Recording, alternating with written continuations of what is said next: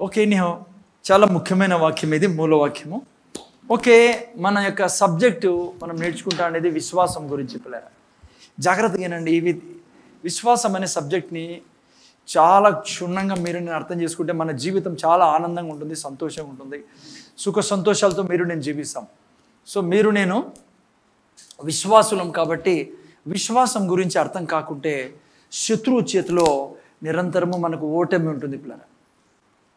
So అందుకనే దయతో ఈ యొక్క విషయాన్ని జాగ్రత్తగా వినండి.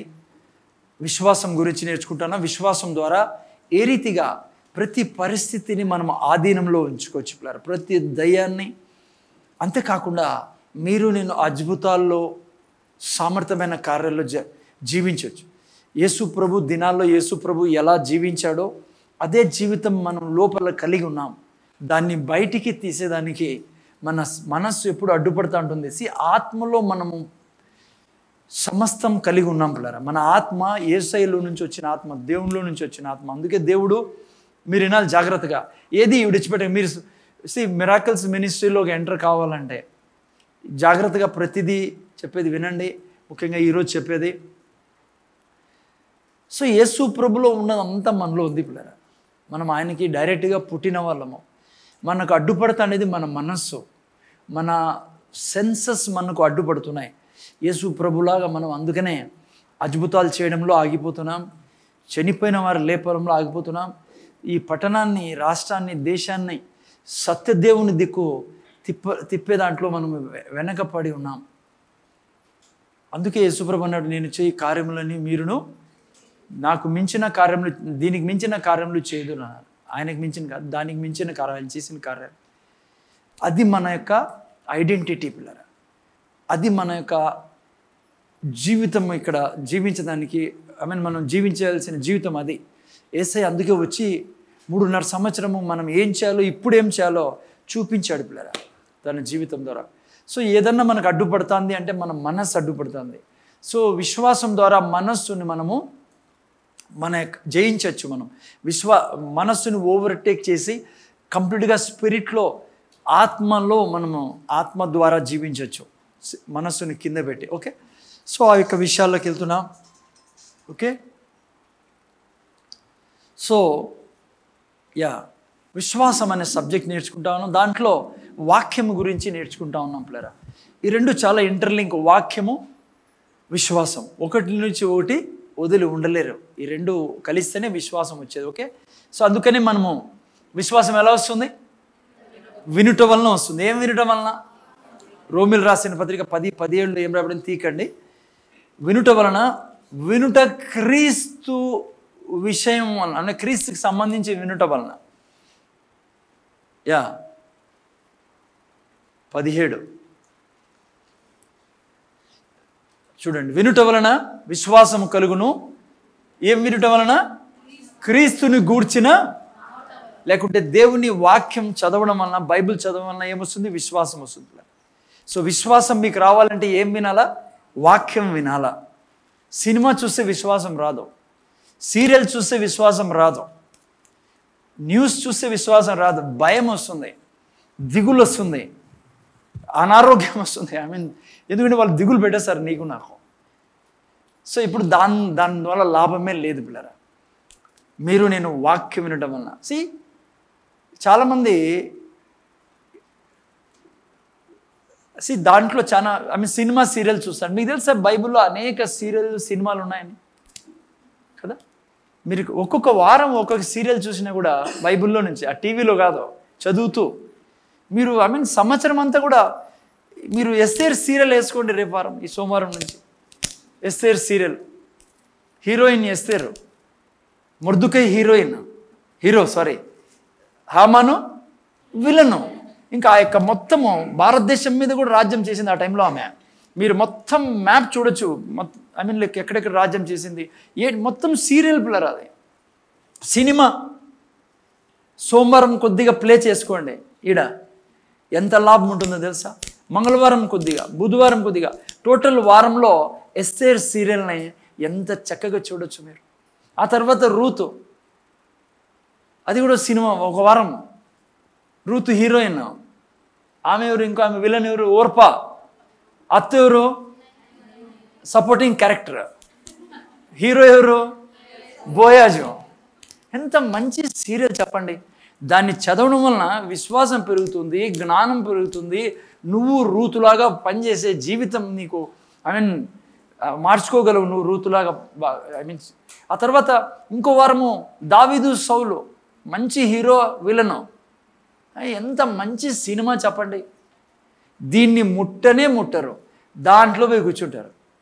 అవన్నీ ఏంటంటో మాట్లాడతారు, మీకు చెప్తే భయపడతారు, ఏమేమో ప్రవేశిస్తారు. సాతానికి ఒకటే కోరిక, ఇది దీంట్లో చూడొద్దు, సీరియల్లో సినిమాలు నేను చూపించేది చూడను, వాడు అత్త కోడలు కొట్లాడుకుంటే చూపిస్తా అంటాడు. ఇక్కడ చూడండి ఎంత మంచి సీరియల్ సినిమాలు ఉన్నాయి దీంట్లో. అవి చూసి జీవితం పాడైపోతుంది. ఓకే, ఎనీహౌ చూడొద్దండి. ఓకే, నా పాయింట్ అది కాదు, మీ సినిమా సీరియల్ గురించి చెప్పే కాదు ఉండేది ఇక్కడ. సో దేవుని వాక్యం. సో ఓకే, వాక్యం వినడం వలన విశ్వాసం వస్తుంది పిల్లలు. ఓకే, గత వారాల నుంచి నేను 2 వారాల నుంచి ఒక మెయిన్ విషయాన్ని మీ ముందు పెడుతున్నా. దేవుని వాక్యము సమస్త భారాన్ని మోసేదానికి దేవుడు ఇచ్చాడు పిల్లరా కదా. హెబ్రీయులకు రాసిన పత్రిక 1:3 తీకండి. అక్కడ ఏం రాయబడింది? వాక్యం ద్వారా సమస్తము సృష్టించబడింది, వాక్యం ద్వారా ప్రపంచములు సృష్టించబడి ఉన్నాయి అని రాసి 1:3 ఇప్పుడు చదువుకున్నాం. 11:3 అది హెబ్రీయులకు రాసిన పత్రికలో. 1:3 ఆ వాక్యం ఏం చేస్తుందంట? సమస్తాన్ని నిర్వర్తిస్తుంది. అంటే ఇంగ్లీష్ నిర్వహిస్తుందా? నిర్వహించుచున్నదంటే అది అప్హోల్డ్ చేస్తుంది. లేకుంటే సింపుల్ లాంగ్వేజ్లో మొత్తం ప్రెషర్ని అది తీసుకుంటా ఉంది. ఏది? వాక్యం. ఈ సృష్టించింది వాక్యం ద్వారా. సూర్యుడు, చంద్రుడు, నక్షత్రాలు, సముద్రాలన్నీ వాక్యం ద్వారా సృష్టించాడు. అదే వాక్యం ఇప్పుడు సమస్తాన్ని కంట్రోల్ చేస్తూ ఉండేది. ప్రతిదీ నిఘా పెట్టింది ఎవరు? ప్రతి దాని మీద వాక్యమే. వాక్యం ద్వారా సమస్తం నడపబడుతుంది. బైబిల్ అదే చెప్తా ఉండేది. అయితే వినండి, అన్నిటికంటే విశేషమైన సృష్టి ఎవరు? మీరు, నేను. ఇదంతా ఎవరి కోసము కదా? మనం తల్లిదండ్రులు ఎవరి కోసం రా ఇదంతా సంపాదించింది? నీకోసమే కదా. అట్లా దేవుడు ఏం చేశాడు? అన్నీ ఎవరి కోసము? సూర్యుడు ఎవరి కోసము? చంద్రుడు ఎవరి కోసము? నక్షత్రాలు ఎవరి కోసము? లోకేష్ ఎవరి కోసము? సూర్యుడు, చంద్రుడు, నక్షత్రాలు బాడికి ఇచ్చేదానికే మనకి, మన కోసమే ఇవన్నీ పిల్లరా. సముద్రము, జంతువులు, ఇవన్నీ వీటన్నిటిని సృష్టించి వీటన్నిటితో అన్నాడు, ఇదిగో మిమ్మల్ని ఏలే వాణ్ణి నేను ఈ లోకంలోకి తీసుకొస్తానని 1:26 అదే చేసిండే ఆయన. అందరి ముందర ఆదాముని, మనిషిని సృష్టించి అన్నాడు, ఇదిగో మీ రాజు ఈయన ఏం చేస్తాడు? సమస్తం మీద పరిపాలిస్తాడు, రాజ్యం చేస్తాడని మనిషిని సృష్టించాడు. ఓకే, సో మనిషి శ్రేష్టమైన సృష్టి, అన్నిటికంటే క్యాపిటల్ సృష్టి. ఓకే, ఆయన కోసమే ఇవన్నీ, నీ కోసం, నా కోసం ఇవన్నీ. దేవుడు ఏం చేస్తాడు? సూర్యుని తీసుకొని. హలో కదా. ఓకే, ఎనీహౌ మనల్ని సృష్టించింది ఏంది? దేవుని వాక్యం. అయితే అదే సమయంలో మిమ్మల్ని నన్ను ఇప్పుడు నడిపేది, లేదంటే ఏమంటారు, భారం వస్తుంది ఏది? దేవుని వాక్యమే పిల్లరా. అంటే మిమ్మల్ని నన్ను సృష్టించినదే కాక నా భారం మోసే పని కూడా దేవుడు ఎవరికి ఇచ్చాడు? దేవుని వాక్యానికి ఇచ్చాడు. అందుకే మీరు నేను భారం తీసుకోకూడదు. భార్య భారము, భర్త భారము కదా, బంధువుల భారము, రకరకాల భారాలు మనుషులు తీసుకొని పిల్లరా చాలా దుఃఖంలో, బాధల్లో జీవిస్తున్నారు. దేవుడు అందుక సృష్టించినది మిమ్మల్ని నన్ను. వాక్యాన్ని దేవుడు ఎందుకు సృష్టించాడంటే నా భారాన్ని మోసేదానికి. అర్థమైందా? ఇప్పుడు ఈ పోడియం ఉంది మా, ఇది ఎందుకు సృష్టించబడింది? ఎందుకు తయారు చేయబడింది? ఇప్పుడు దీని మీద నేను ఒక 1000 కేజీలు బరువు పెట్టాను అనుకోండి, ఏమవుతుంది? 2-3 రోజుల తర్వాత వచ్చి మీరు చూస్తే ఇరిగిపోయి ఉంటుంది. దీని మీద కేవలం బైబిలు, ఈ యొక్క పుస్తకాలు మోసేదానికే ఉండేది. నేను ఎందుకు ఉండేది? ఈ యొక్క లోకంలో ఉండే చింత, దిగులు, రోగము, బిదరికము, ఇవన్నీ మోసేదానికి కాదు మనం ఉండేది. మనము సంతోషంగా, ఆనందంగా జీవించేదానికి ఉండేది. అందుకే దేవుడు వాక్యం ఇచ్చాడు. వాక్యం మీద భారం ఏమని మనం ఏం చేస్తున్నాం చూడండి. ఈరోజు ప్రపంచంలో ఎంత భయంకరమైన పరిస్థితో, ఏ ఇంట్లో సంతోషంగా ఉన్నారు ప్రజలు, ఈవెన్ ప్రభువుని తెలుసుకున్న వాళ్ళు కూడా. ఎందుకంటే సత్యం తెలియదు కాబట్టి. భార్య మీద భర్త భారం వేస్తున్నాడు, భర్త మీద భార్య వేస్తుంది, వీళ్ళిద్దరు పోయి తల్లిదండ్రుల మీద వేస్తున్నారు. వాళ్ళకి దిక్కు తెలియగా యాడేళ్ళలో హలో ఊర్లో కనపడిన అందరి మీద వాళ్ళు వేస్తారు. ఎక్కడ చూసినా భారం. ఎట్లున్నావు నువ్వు, ఏంది ఎవరినన్నా అడుగు, నువ్వు ఎవరినన్నా అడుగు, గంప మోసుకొని పోయింది అట్లా ఉంటుంది జీవితం. గంప ఉండదు నెత్తి మీద, కానీ మీరు ఫేస్ చూస్తే వాళ్ళ మాటలు వింటే ఏం చెప్తాంలే అని కూర్చుంటప్పుడు హలో చూసారా ఎందుకు? అందుకే ఇంట్లో కొట్లాటలు, ప్రేమ, సమాధానం, సంతోషం ఉండదు. సంతోషంగా జీవించాల్సిన కుటుంబంలో, ఆడుతూ పాడుతూ జీవించాల్సిన కుటుంబంలో కారణం ఏమంటే ఎవరి మీద ప్రెషర్ వేయాలో తెలియదు మనకి. అందుకే ఇక్కడ రండి అంటే రారు. కొంతమంది వచ్చి వెళ్ళిపోయినారు అప్పుడే. ఎందుకు తెలుసా? ప్రెషరు. ఏంది ఈ అరే చర్చికి అందుకే రమ్మంటే ప్రెషర్ తీసేదానికి. ఏమంటావు లావణ్య కదమ్మా, లావణ్య అవుతాను పాపం. ప్రెషర్ తీసేదానికి రమ్మనండి వీటికి. వీడికి వస్తేనే ప్రెషర్ పోయేది.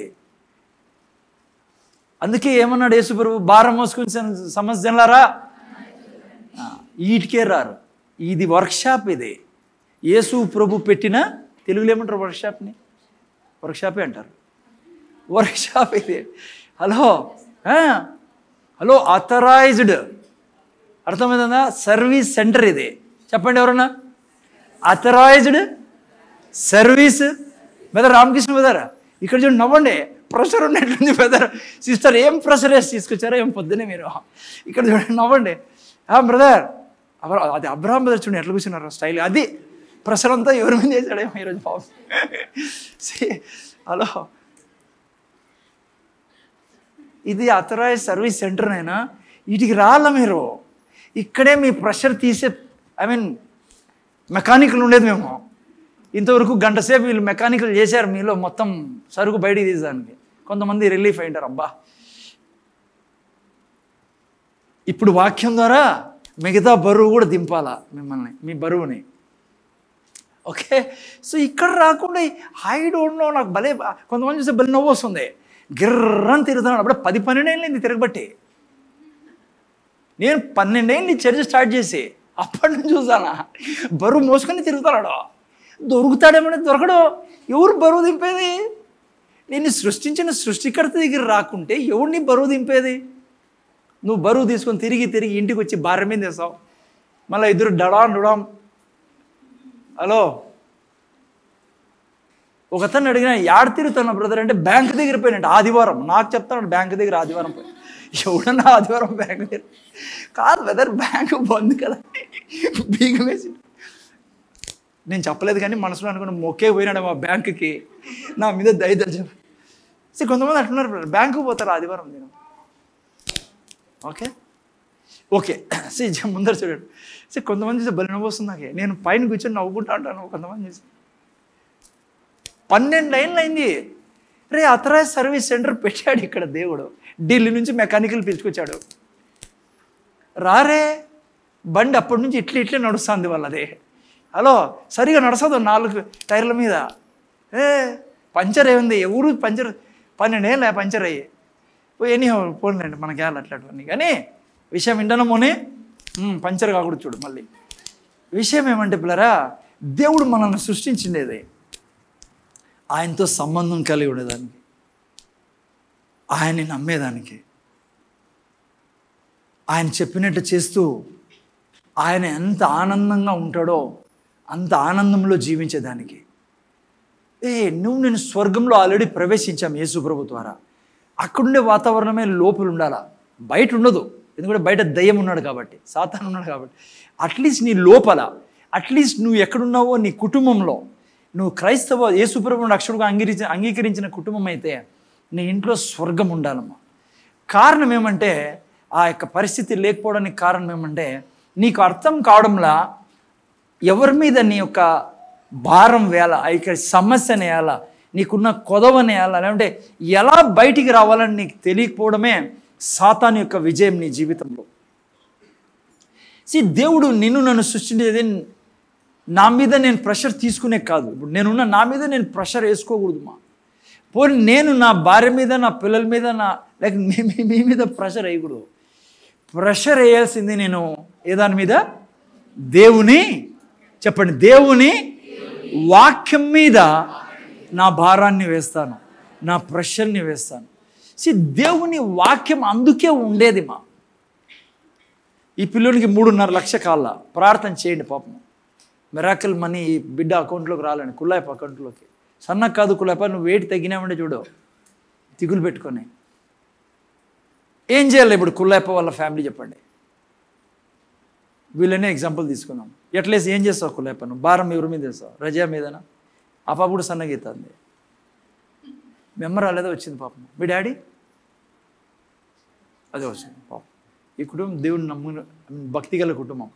ఓకేనే మీరు చూస్తే ప్రాక్టికల్గా చెప్తాను నేను. వీళ్ళు ఏం చేయాలంటే, వీళ్ళు కానీ నేను కానీ మీరు కానీ ఆర్థిక ఇబ్బందులు ఉన్నాం, ఎక్స్పెక్ట్ చేశారు ఇన్ని లక్షల్లో ఇల్లు కట్టబడుతుందని. ఇప్పుడు తక్కువ పడుతుంది. నేను మన పైన చెప్పారు 3.5 lakhs కావాలా. ఊరికే వీళ్ళ మీద ప్రెషర్ వేసుకుంటే సాతానికి స్థలం ఇస్తారు వీళ్ళు. ఇంకా కొట్లాడుకొని చెప్పించుకొని అదని ఇదని మంచి పని చేస్తున్నారు. ఓకేనా? ఏం చేయాలా? దేవుని దగ్గర వీళ్ళ ప్రెషర్ తీసిపోయి ఆయన మీద వేయాల. నువ్వు చెప్పావు నా యొక్క ప్రతి అవసరత నీ స్వర్గపు ధనని నుంచి తీరుస్తానని. నువ్వు అన్నావు తండ్రి, సింహములకు లేమి కలుగునేమో కానీ నీతిమంతుడకు నాకే లేమి లేని నువ్వు చెప్పావు. నాకు డబ్బు కావాలా, నా అకౌంట్లో డబ్బు కావాలా, నువ్వు నాకు ధనమే, నిన్ను తండ్రి అని పిలుస్తున్నా, నీ బాధ్యత నా అవసరం తీర్చడం. నువ్వు అన్నావు తండ్రి కదా, నీ శ్రమలో నేను తోడై ఉండి నిన్ను విడిపించి గొప్ప చేస్తానన్నావు. నువ్వు అన్నావు కదా తండ్రి 35:27 కీర్తనలో ఏమన్నాడు? నా యొక్క నీతిమంతుల క్షేమము నాకు ఇష్టం అన్నాడు ఆయన. ఏదో సరిగా రావడంలో తెలుగులో 35 ఆయన ఆనందిస్తాడంటే ఎవరు క్షేమం మీద? వీళ్ళు రక్తంతో కొనబడిన వాళ్ళు, దేవుని బిడ్డలు వీళ్ళు. మీరు నేను అంతే పిల్లరా. ఏం ప్రయోజనమో ఆ యొక్క ఫ్రస్ట్రేషన్లో తన భార్య మీద ప్రెషర్ వేసి, పిల్లల మీద ప్రెషర్ వేసి, తను ప్రెషర్ వేసుకొని ఏమీ మార్పు రాదు దాంతో. కానీ సాతాను యొక్క ప్రయత్నం ఏమంటే నిన్ను చంపేయాలా అని ప్రెషర్తో. నేను ఎంతోమంది ఈరోజు బ్లడ్ ప్రెషర్తో ఉన్నారు. ఎందుకో తెలుసా? అనవసరమైన ప్రెషర్ వాళ్ళ మీద తీసుకొని పిల్లరా. దేవుడు మిమ్మల్ని అందుకు సృష్టించలేదు పిల్లరా. అర్థమవుతుందా? దేవుడు ఎందుకు సార్ దేవుని వాక్యం ఇచ్చినది? ఎందుకు ఇచ్చాడు? మన వాగ్దానమైనా ఆ వాగ్దానాన్ని నువ్వు నమ్మి ఈ వాగ్దానం ప్రకారం నువ్వు నాకు చేయమన్నప్పుడు ఇర్మియా గ్రంథము 11:12 చదవండి ఎవరన్నా. ఎంత మంచి మాట రాయబడింది చూడండి. 1:12 చూడండి ఏం రాయబడిందో. స్టార్ట్ చేస్తున్నాను అందుకని జస్ట్ యెహోవా నీవు బాగుగా కనిపెట్టితివి, నేను చెప్పిన వాక్యమును ఏమంటాడు? నేను చెప్పిన వాక్యమును నెరవేర్చుటకు నేను ఆతురపడుచున్నానని. దేవుడు అన్నాడు నేను ఆతురపడుచున్నాను, నేను చెప్పిన వాగ్దానం నెరవేర్చుతాను. ఇంకో చోట అంటాడు నా వాక్యాన్ని నీ కొరకు పంపించాను, అది వ్యర్థంగా నా దగ్గరికి తిరిగి రాదు, నేను చెప్పిన దాన్ని చేసే తిరిగి వస్తుంది అంటాడు. నేను ఎప్పుడు దేవునికి గుర్తు చేస్తా ఆ వాక్యాన్ని. ప్రభు ఆరోగ్యం గురించి నువ్వు నాకు చెప్పావు, నీ వాక్యం నీ దగ్గరికి వ్యర్థంగా రాదన్నావు. నీ వాక్యం నా శరీరంలో ఈ పని చేయనుగాక, నా కుటుంబంలో ఈ పని చేయనుగాక. అందుకే ప్రెషర్ లేదు. మేము ఎప్పుడు కొట్లాడుకుంటాం లేదు పిల్లరా, నిజం చెప్తాను. There is no pressure. సమస్యలు వస్తాయి, మాట్లాడుకుంటాం మంచిగా ప్రేమగా, కానీ భారం వేయాల్సింది తన మీదో మీ మీదో. నేను దేవుని మీద భారం వేస్తాను పిల్లరా. మీరు నేను అదే చేయాలా. అలా చేయకుంటే నువ్వు సంసారం ఎట్లా చేస్తావు? ఎట్లా నీ ఫ్యామిలీలో హ్యాపీగా ఉంటావు? ఈరోజు నుంచి అన్న మొదలుపెట్టండి. గతం ఏమన్నా అయిపోయినా పర్లే, గతంలో నువ్వు భార్యాభర్తల మీద ప్రాబ్లమ్స్ ఉండొచ్చు, అందరి కుటుంబాల్లో ప్రాబ్లమ్స్ ఉన్నాయి. ఎవరు సరిగా ప్రతి ఒక్కరూ దీంట్లో అవి వెళ్ళాం మనం, జ్ఞానం లేక. శత్రువు ఉన్నాడు మనకి, ఎప్పుడు యుద్ధం కొట్లాడి పెట్టించదాన్ని. మీకు తెలుసా ఎందుకు డిలే అవుతుందో మీ జీవితంలో ఆశీర్వాదాలు రాకుండా పోవడానికి కారణము? ఎందుకు డిలే? దేవుని వాక్యం సిద్ధంగా ఉన్నాయి నిన్ను విడిపించడానికి, నీ జీవితంలో అద్భుతం చేయడానికి, నిన్ను ఆశీర్వదించడానికి. కానీ నువ్వు ఆ వాక్యాన్ని పట్టుకోవడం లేదే. నిన్ను సృష్టించింది వాక్యము, ఇప్పుడు నిన్ను పోషించే బాధ్యత వాక్యంది, దేవుంది. ఆ దేవుడు నీ ముందర లేడు, ఆయన వాక్య రూపంలో నీతో జీవిస్తాడు ఆయన. అందుకేనంటే నా వాక్యం మీద నీ యొక్క భారం వేయమని నేను చెప్తున్నా. ఒక ముఖ్యమైన విషయము, యేసు మిగతా వాళ్ళకి తెలియదు పాపం, ప్రతి ఒక్కరికి ఇదే జీవించే విధానం ఇదేనన్న. నేను మీకు ఛాలెంజెస్ చెప్తున్నా ఈ పుల్పిట్ మీద నుంచి. నేను వినండి, ముందర చూడండి. నువ్వు ఈ పద్ధతి పట్టుకో, నువ్వు ఎవరితో ఫైటింగ్ ఉండదు నీకు. నువ్వు ఎతికినా ఎవరు దొరకరు, కొట్లాడదామా ఎవరితోన్నా ఈరోజు అంటే. అసలు ఎందుకు ఈవెన్ నీకు ఎవరన్నా నీకు మీ బంధువులే చెడ చేస్తారనుకో, వాళ్ళని కూడా నువ్వు దీవించాలా. ఎందుకు చెప్పండి? వాక్యం మీద భారం వేస్తావు. నువ్వేమంటావు? నువ్వు చెప్పావు నా శత్రువు నా ఎదుట నిలువ నేరన్నావు. నువ్వు అన్నావు ఒక శత్రువు ఒక మార్గంలో వస్తే 7 మార్గంలో పారిపోతాను. నువ్వు అన్నావు నా నామం నువ్వు ఎరిగినవాడు గనుక నిన్ను విడిపించి గణపరుస్తానన్నావు. 91:14 అనుకుంటా. నా నామం నువ్వు ఎరిగినవాడు కాబట్టి నిన్ను గణపరుస్తానన్నావు. బంధువులకి ఏం చెప్పకూడదు నీ గురించి. సాతాను వాళ్ళకి ఏదో ఇన్ఫర్మేషన్ ఇచ్చాడు, నిన్ను గబ్బు లేపుతున్నారు ఊరంతా. Don't worry, just bless them.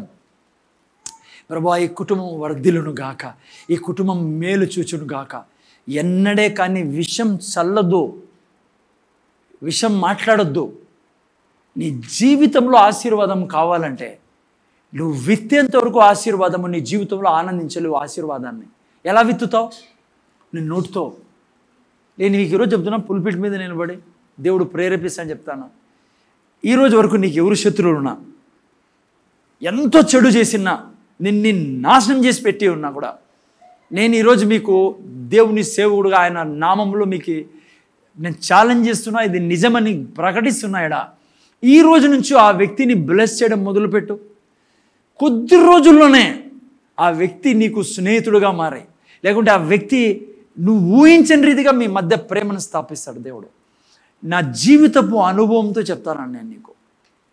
దేవుడు నా హృదయంలో డైరెక్ట్గా మాట్లాడి ఈ విషయాన్ని మీకు చెప్పమని నేను మాట చెప్తాను. నేను ఎంత కర్కోటకుడైనా ఈరోజు వరకు నీ శత్రువు, నీ భర్త నిన్ను పీడించి నిన్ను పీడిస్తూ ఉన్నా కూడా నేను నీకు ఛాలెంజెస్ చెప్తున్నా. ఈరోజు నీ భర్తను నువ్వు దీవించు.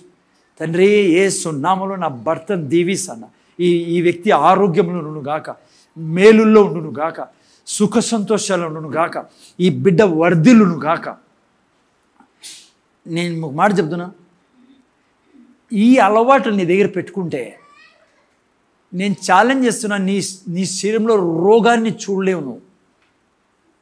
నీ చుట్టుపక్కల అందరూ రోగంలో పడతారేమో, కానీ నీ శరీరం రోగంతో పోదు, రోగంలో పడవు నువ్వు.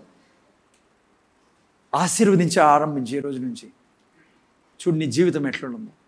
ఓకే, సో యా, భారం ఎవరి మీద ఎలా? వాక్యం మీద. ఓకే, జీవించే విధానం ఇది నాన్న క్రైస్తవుడియా. అక్కడ స్టాప్. జీవించే విధానం ఇది తప్ప వేరేది పట్టుకుంటే నువ్వు సంతోషంగా ఉండలేవు బిడ్డ. ఇది పచ్చి అబద్ధం. నువ్వు సాతాను చేతిలో పడకు. నువ్వు ఎవరి మీద భారం నీ భర్త ఈరోజు అంటే ఐ మీన్ నువ్వు అనుకుంటా ఉండొచ్చు ఇంకో ఎట్లా నా జీవితం ఇంకేంటని. నేను ఛాలెంజే చెప్తున్నాను నీకు. వాక్యం మీద భారం వేయి, ఆ మనిషిని కేవలం దీవించు. నువ్వు చూడు, కొద్ది రోజుల్లోనే నీ సాక్ష్యాన్ని ఈ సంఘంలో నువ్వు చెప్తావు, లేదంటే ఇతరులకు నువ్వు ప్రకటించడం మొదలు పెడతావు. ఇది నా జీవితంలో జరిగింది. దీన్ని తెలుసుకోకుండా సాతాను మనల్ని అడ్డగిస్తూ ఉంటాడు. ఓకే, అందుకే వాక్యం మీద భారం వేయాలి. అది ఆరోగ్యమైన, డబ్బైనా, కుటుంబమైనా, పిల్లలైనా, అనారోగ్యమైన ఏదైనా నాశనం చేసి పెట్టచ్చు నువ్వు. దేవుడు అదే ప్రార్థన అంటే. ఎందుకు మనం గంటలు ప్రార్థన చేయాలంటాడు బైబిల్ అంటుంది. ఎందుకు ప్రార్థన చేయమంటుంది బైబిల్? ఎందుకు సమయం గడుపుతామంటే అక్కడ ఇదే యుద్ధం పిల్లరా. ఒక రకంగా ప్రార్థనా జీవితం యుద్ధం చేస్తున్నాం అక్కడ. ఆ వ్యక్తులు నాకు చెడు చేస్తున్నారు, నా గురించి చెడ్డ మాట్లాడారు, ఆఫీస్లో నా బ్యాడ్ నేమ్ తెచ్చారు, ఆల్రెడీ స్పాయిల్ అయిపోయింది.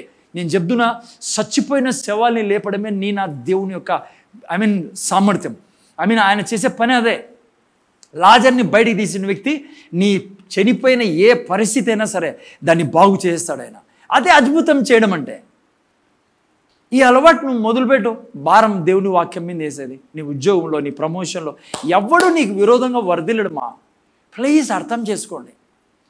వేరే దారులన్నీ నిన్ను భారంతో ముంచేస్తాయి. నువ్వు సుఖంగా ఉండలేవు ఈ సృష్టిలో. సైతాను పద్ధతులు అవన్నీ. ఓకే, భారం మనం వాక్యం మీద వేయాలి. అందుకే సాతాను యొక్క ముఖ్య యుద్ధం ఏమో తెలుసా? నీలో వాక్యం లేకుండా చేయాలా అని. నువ్వు వాక్యం పట్టుకోకుండా నిన్ను అడ్డగించాలి, నువ్వు వాక్యం దగ్గరికి పోకుండా నిన్ను అడ్డగించాలి.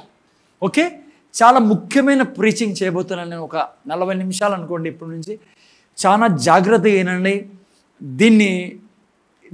ఇది అర్థం కాకుంటే ఇంకా మిగతావి ఏమర్థమవుతాయని యేసు ప్రభువే చెప్పాడు. మీకు అర్థమేంటుంది ఏం చెప్పబోతున్నాను. అందుకని అన్నిటికంటే ఇంపార్టెంట్ ఏదైనా ఉందంటే ఈ ప్రీచింగ్లో, ఈ యొక్క ఈ భాగం మార్కు సువార్త 4వ అధ్యాయం. ఎందుకు సాతాను దేవుని వాక్యాన్ని ఎత్తుకొని పోతాడు? వాడు బైబిల్లో రాయబడింది చూడండి. తొందరగా లేట్ చేయకుండా నేను కూడా ముందుకి తొందరగా వెళ్తాను, చాలా విషయాలు ఉన్నాయి. చదవండి అయినా 14వ వాక్యం 4వ అధ్యాయం సీని 14వ వాక్యం నుంచి చదువునామా? 13లో మీరు చూస్తే యేసుప్రభు ఏమన్నాడు? చదువునైనా. మరియు ఈ ఉపమానం మీకు తెలియలేదా? చూసారా, శిష్యులతో అంటాడు ఈ ఉపమానం నీకు తెలియలేదా, అర్థం కాలేదా మీకు ఇది అని ఏమంటున్నాడు మళ్ళా? అలాగైతే ఉపమానములన్నీ మీకు ఎలాగో తెలియనా నేను. అంత ఇంపార్టెంట్ ఈ ఉపమానం, ఎందుకంటే ఇది మదర్ పారబుల్ అంటారు బైబిల్లో, అందుకే చాలా ఇంపార్టెంట్. చూడు ఏం రాయబడింది దీంట్లో అంటే, సాతాను యొక్క ముఖ్యమైన పని ఏంటి? నెక్స్ట్ చదువునైనా. విత్తువాడు వాక్యము విత్తుచున్నాడు. సరే, విత్తువాడు వాక్యం విత్తుచున్నాడు. త్రోవ ప్రక్క ఉండువారెవరనగా వాక్యము వారిలో విత్తబడును గాని వారు వినిన వెంటనే సాతాను వచ్చి వారిలో విత్తబడిన వాక్యం ఎత్తుకొని పోవును. చూసారా, ఇప్పుడు మీరు వింటానారు, స్తుతించాం, ఆరాధించాం, గణపరిచాం, వాక్యం వింటానారు. వాడు ఏం చేస్తాడంట? వెంటనే నువ్వు వాక్యం వింటానావు, వెంటనే తీసిపోయేదానికి వస్తాడు వాడు. రేపు రాడు, మన్నాడు రాడు, వెంటనే అని చెప్పి బైబిల్ సెలవిస్తుంది. ఇప్పుడు మీరు అనొచ్చు, సార్ వెంటనే అంటారు, నేను ఎప్పుడు చూడలేదు ఎవరిని. రాలేదు సార్ మా దగ్గరికి, అయితే మా ఇంటికి మాత్రం రాలేదు వాడు అనుకున్నారు కదా మీరు. ఎందుకంటే మీరేమనుకున్నారంటే వెంటనే వస్తాడు అనుకుంటే, అంటే నల్ల డ్రెస్ వేసుకొని తెల్లవి 2 కొమ్ములు పెట్టుకొని చేతిలో కట్టి పెట్టుకొని వస్తాడు అనుకుంటున్నారు మీరు. అది కథ. అందుకే చాలామంది ఆలోచన, మా ఇంటికి అయితే రాలేదబ్బా, అయ్యో మా ఫ్యామిలీ అంటే వాడికి భయం ఏమో, ఇంతవరకు రాలేదు సార్. నిజంగా లేదు సార్, మీ పక్కనే ఉంటాడు వాడు. ఇప్పుడు హలో, వాడు వచ్చేది ఎట్లా తెలుసా? చెప్తా నేనండి. 2 ప్రముఖమైన మార్గాలు వాడు వచ్చేది. ఒకటి, వాడు మనిషి ద్వారానే వస్తాడు. ఎవరి ద్వారా? రెండోది, నీ మైండ్లో ఆలోచనలు వేస్తాడు. ఓకే, వెంటనే వచ్చి తీసిపోతాడు వాడు మాట్లాడి. ఎట్లా? చిన్న సాక్ష్యాలతో మీకు చెప్తాను నేను. 2 సార్లు చెప్పాను ఆల్రెడీ. ఈ పిల్లుడు సాక్ష్యం, ఈ వ్యక్తి యేసు ప్రభువుని రక్షకుడుగా అంగీకరించాడు. సాతాను ఎట్లా వస్తాడో మీకు ఎగ్జాంపుల్ చెప్తాను 4 విషయాల్లో కూడా. అయితే ఈ వ్యక్తి రక్షణ పొందుకున్నాక, నిన్న వారం కూడా చెప్పాను నేను, కొద్ది రోజుల తర్వాత తెలిసింది వాళ్ళ అమ్మ క్యాన్సర్ అని. ఈ పిల్లోడికి ఏం చెప్తారు చెప్పండి? జనరల్లీ ఏమని వింటారు అందరూ? చూసివా, నమ్ముకున్నావు యేసు ప్రభుని, పోతాను చర్చికి, చూడు మీ అమ్మకి ఏమైందో, క్యాన్సర్ వచ్చింది. అలా వాడు బంధువుల ద్వారా, స్నేహితుల ద్వారా ఈ పిల్లోడికి చెప్పించాడు. ఈ పిల్లోడికి యుద్ధం అదే, ఏం చేయాలి ఇప్పుడు? నిజమా? అవును కదా, మా అమ్మకి ఏంటి ఉన్నటువంటి క్యాన్సరు? ఎప్పటి నుంచి? చర్చికి పోయినప్పటి నుంచే కదా. చర్చికి పోయి నెల అవుతుంది, నెలన్నర అయింది. నెలన్నర తర్వాత మా అమ్మకి ఇటు నొప్పి వచ్చింది, క్యాన్సర్ అంటే డాక్టర్ తీరిపోతే ఏం చేయాలి? ఈ పిల్లోడు వాడు కంటిన్యూగా ఈ పిల్లోడి మీద బొంబాటు చేస్తాడు. ఎవరి ద్వారా? బంధువుల ద్వారా, స్నేహితుల ద్వారా. అయితే శుభవార్త ఏమంటే, ఈ పిల్లోడు నిన్న వారం మొన్నవారం చెప్పా, ఈ యొక్క పిల్లోడు మంచి చర్చిలో పోయేవాడు. ఈ పిల్లోడికి అర్థమైంది, పాస్టర్ చెప్పాడు, నాన్న యేసు ప్రభు ఎప్పుడు రోగాలు లేడు, దేవుడు ఎప్పుడు బాగు చేసేవాడు. మీ అమ్మకి ఇది అయింది సమస్య, కానీ నీకు శుభవార్త చెప్తా, బహుశా దేవుడు మీ మమ్మీని కాపాడడానికి నిన్ను ముందు ప్రభువులోకి తెచ్చుకున్నాడేమో. నువ్వు ఇప్పుడు నిలబడితే, వాక్యం తీసుకొని నిలబడితే, మీ మమ్మీని చనిపోనీడు అయ్యా యేసు అని చెప్పి ఆ బైబిల్లో నుంచి, కొత్త పిల్లోడు కాబట్టి అద్భుతాలని చెప్పినప్పుడు ఈ పిల్లోడు ఏం చేశాడంటే, పాస్టర్ మాట విని సాతాన్ మాట వినకుండా, సాతాన్ ఎవరి ద్వారా వస్తున్నాడు? బంధువుల ద్వారా, స్నేహితుల ద్వారా. వాళ్ళకి తెలియదు, కానీ సాతాను వాడుకుంటున్నాడు వాళ్ళని. ఈ పిల్లోడు ఏం చేశాడంటే, విడిచిపెట్టకుండా, గొప్ప సాక్ష్యం పిల్లరా, కంటిన్యూగా పాస్టర్ ఏం చెప్పాడో, వాక్యం ఏం చెప్తుందో చెప్పడం మొదలుపెట్టాడు. ఏసే తిన్న దెబ్బల చేత మా అమ్మకు స్వస్థత పొందుకుంది, ఏసే తిన్న దెబ్బల చేత మా అమ్మ స్వస్థత పొందుకుంది. వాళ్ళ అమ్మని చాలా ప్రేమించేవాడు. సాతాను కూడా తెలిసిపోయారు ఏ విధంగా యేసు ప్రభువు నుంచి వీని బయటికి వెళ్ళాలి. అందుకే వాళ్ళ అమ్మ మీదే వాడు అటాక్ చేయడం జరిగింది. సో పిల్లరా 2 నెలలు 3 నెలలు వాళ్ళ అమ్మ బెడ్ మీద ఉంది, తనకలాడుతూ ఉంది. డాక్టర్ అంటున్నాడు. కానీ గొప్ప విషయం ఏమంటే ఈ పిల్లడు 8 months వాక్యం కంటిన్యూగా చెప్తాను. అప్పుడు దేవుడు కూడా సహాయం చేశాడు, వాక్యం చెప్తాను కాబట్టి. ప్లస్ ఏమైందంటే ఈ 8 నెలల లోపల ఎంత గొప్ప అద్భుతం జరిగిందంటే, డాక్టర్ దగ్గర తీసుకెళ్ళి వాళ్ళ అమ్మకి చెక్ చేసినప్పుడు డాక్టర్ అన్నాడు, అసలు క్యాన్సర్ అని ఎవరు చెప్పారు ఈమెకి?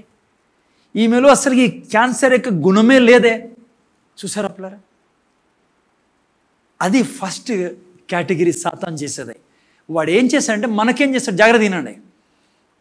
వాడు మన మైండ్లో ఇట్లా మనుషుల్ని లేపుతాడు. రెండవది మైండ్లో వేస్తాడు, పాస్టర్ అంటాడా క్యాన్సర్తో చచ్చిపోయినాడు.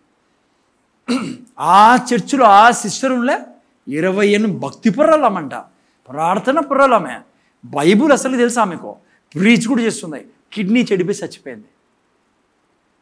ఆడ టీవీలో చెప్పినారు, ఓ పాస్టర్ భార్య ఎదురుపోతుంది. నేను చెప్తున్నా మీరు అర్థం కావాలని, యాక్సిడెంటే చచ్చిపోయినారు.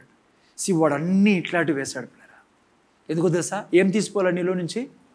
వాళ్ళే బాగాల ఆ చర్చిలో క్యాన్సర్తో ఆమె చచ్చిపోయింది. ఈవెన్ నువ్వు ఉండే చర్చిలో ఎవరైనా క్యాన్సర్తో చచ్చిపోయిండొచ్చు. కానీ వాడు ఇది చెప్పడు. ఏం చెప్పడు? వాళ్ళు దేవుని వాక్యం మీద భారం వేయలేదు, అందుకే చచ్చిపోయానని చెప్పడు. వాడు కట్ చేసి చెప్తాడు. వాడు ఏం చెప్తాడు? చచ్చిపోయాడు అంటారు, కానీ ఎందుకు చచ్చిపోయాడు చెప్పడు. బాగా గుర్తుపెట్టుకుని పిల్లరా, ఈ వాక్యం అబద్ధం కాదు. ఎవడైనా పాస్టర్ కానీ ఎవరైనా కానీ గొప్ప సేవకుడు చనిపోయినాడు రోగంతో అంటే అది దేవుడు కాదు కారణము, ఆ వ్యక్తికి జ్ఞానం లేక చనిపోయాడు అట్లా అనారోగ్యంతో. నేను బిందాస్గా చెప్తాను నేను ఈ మాటని.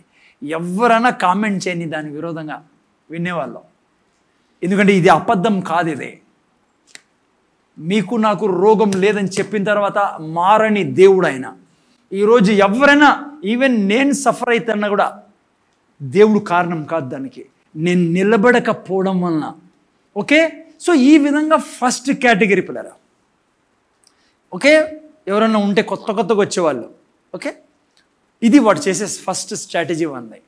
వాడు అన్నీ గుర్తు చేస్తాడు. వాడు చచ్చిపోయా, ఇటు చచ్చిపోయా, కిడ్నీ ఫెయిల్ అయ్యా, ఆయన పాస్టరు, ఆమె సిస్టరు, పాటలు బలి పాడుతాండే, ప్రీచింగ్ చేస్తాండే, ఆమె చచ్చిపోయింది. ఎవ్వడు ఎక్కడ చచ్చిపోయినా దేవుడు చేయలేదే అని జీవితంలో రానిద్దండి. కారణం ఆ వ్యక్తి యొక్క జీవితం నీకు తెలీదు. అందుకే ఎప్పుడు బలహీనపడకు ఎవరిని చూసి. ఈవెన్ ఎవరన్నా ఆర్థిక ఇబ్బందుల్లో పోతున్నారనుకో, వాళ్ళు భక్తి పరులే, ప్రార్థన పరులే, నీకు కనిపించేదానికి లోపల వాళ్ళ యొక్క ఫెయిత్ లెవెల్ నీకు తెలీదు. నువ్వు మోసపోవద్దు. ఇది అబద్ధం కాదు ఎప్పటికీ, బైబుల్. ఓకే, ఫస్ట్ కేటగిరీ వాళ్ళు. నాకు ఫస్ట్ కేటగిరీతో అంత సంబంధం లే, ఎందుకంటే వాళ్ళు ఎవరు లేరు అనుకుంటా నేను. సెకండ్ కేటగిరీ, నెక్స్ట్ వాక్యంలోకి పదమ్మా. ఏం చూడండి నెక్స్ట్ వాక్యంలో, మర్చిపోయాను.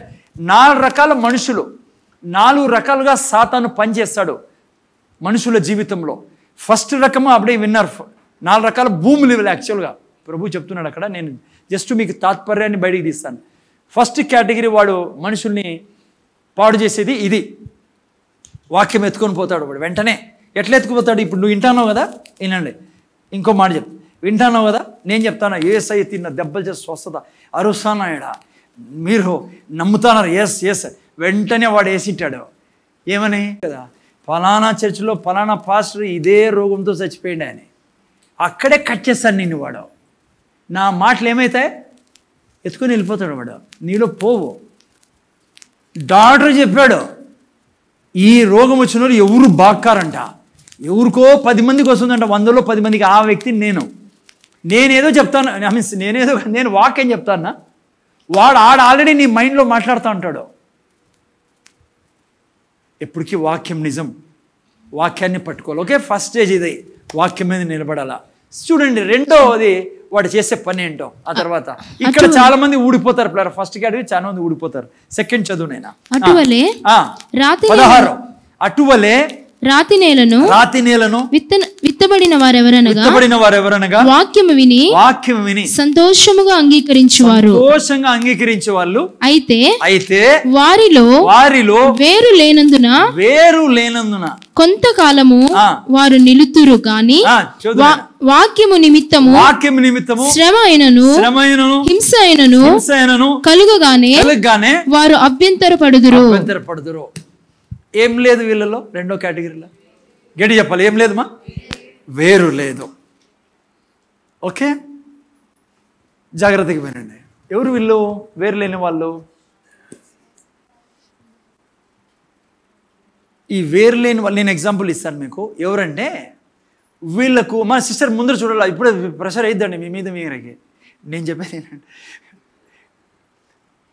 ఇక్కడ వాక్యం ఉంటుంది, ఇక్కడ వాక్యం ఉండదు. ఈజీ, బైబిల్ అర్థం చేయడం చాలా ఈజీ పిల్లరా. మన హృదయం ఏంటి? భూమి కదా. వేరు లేదంటే అర్థం ఏంటి?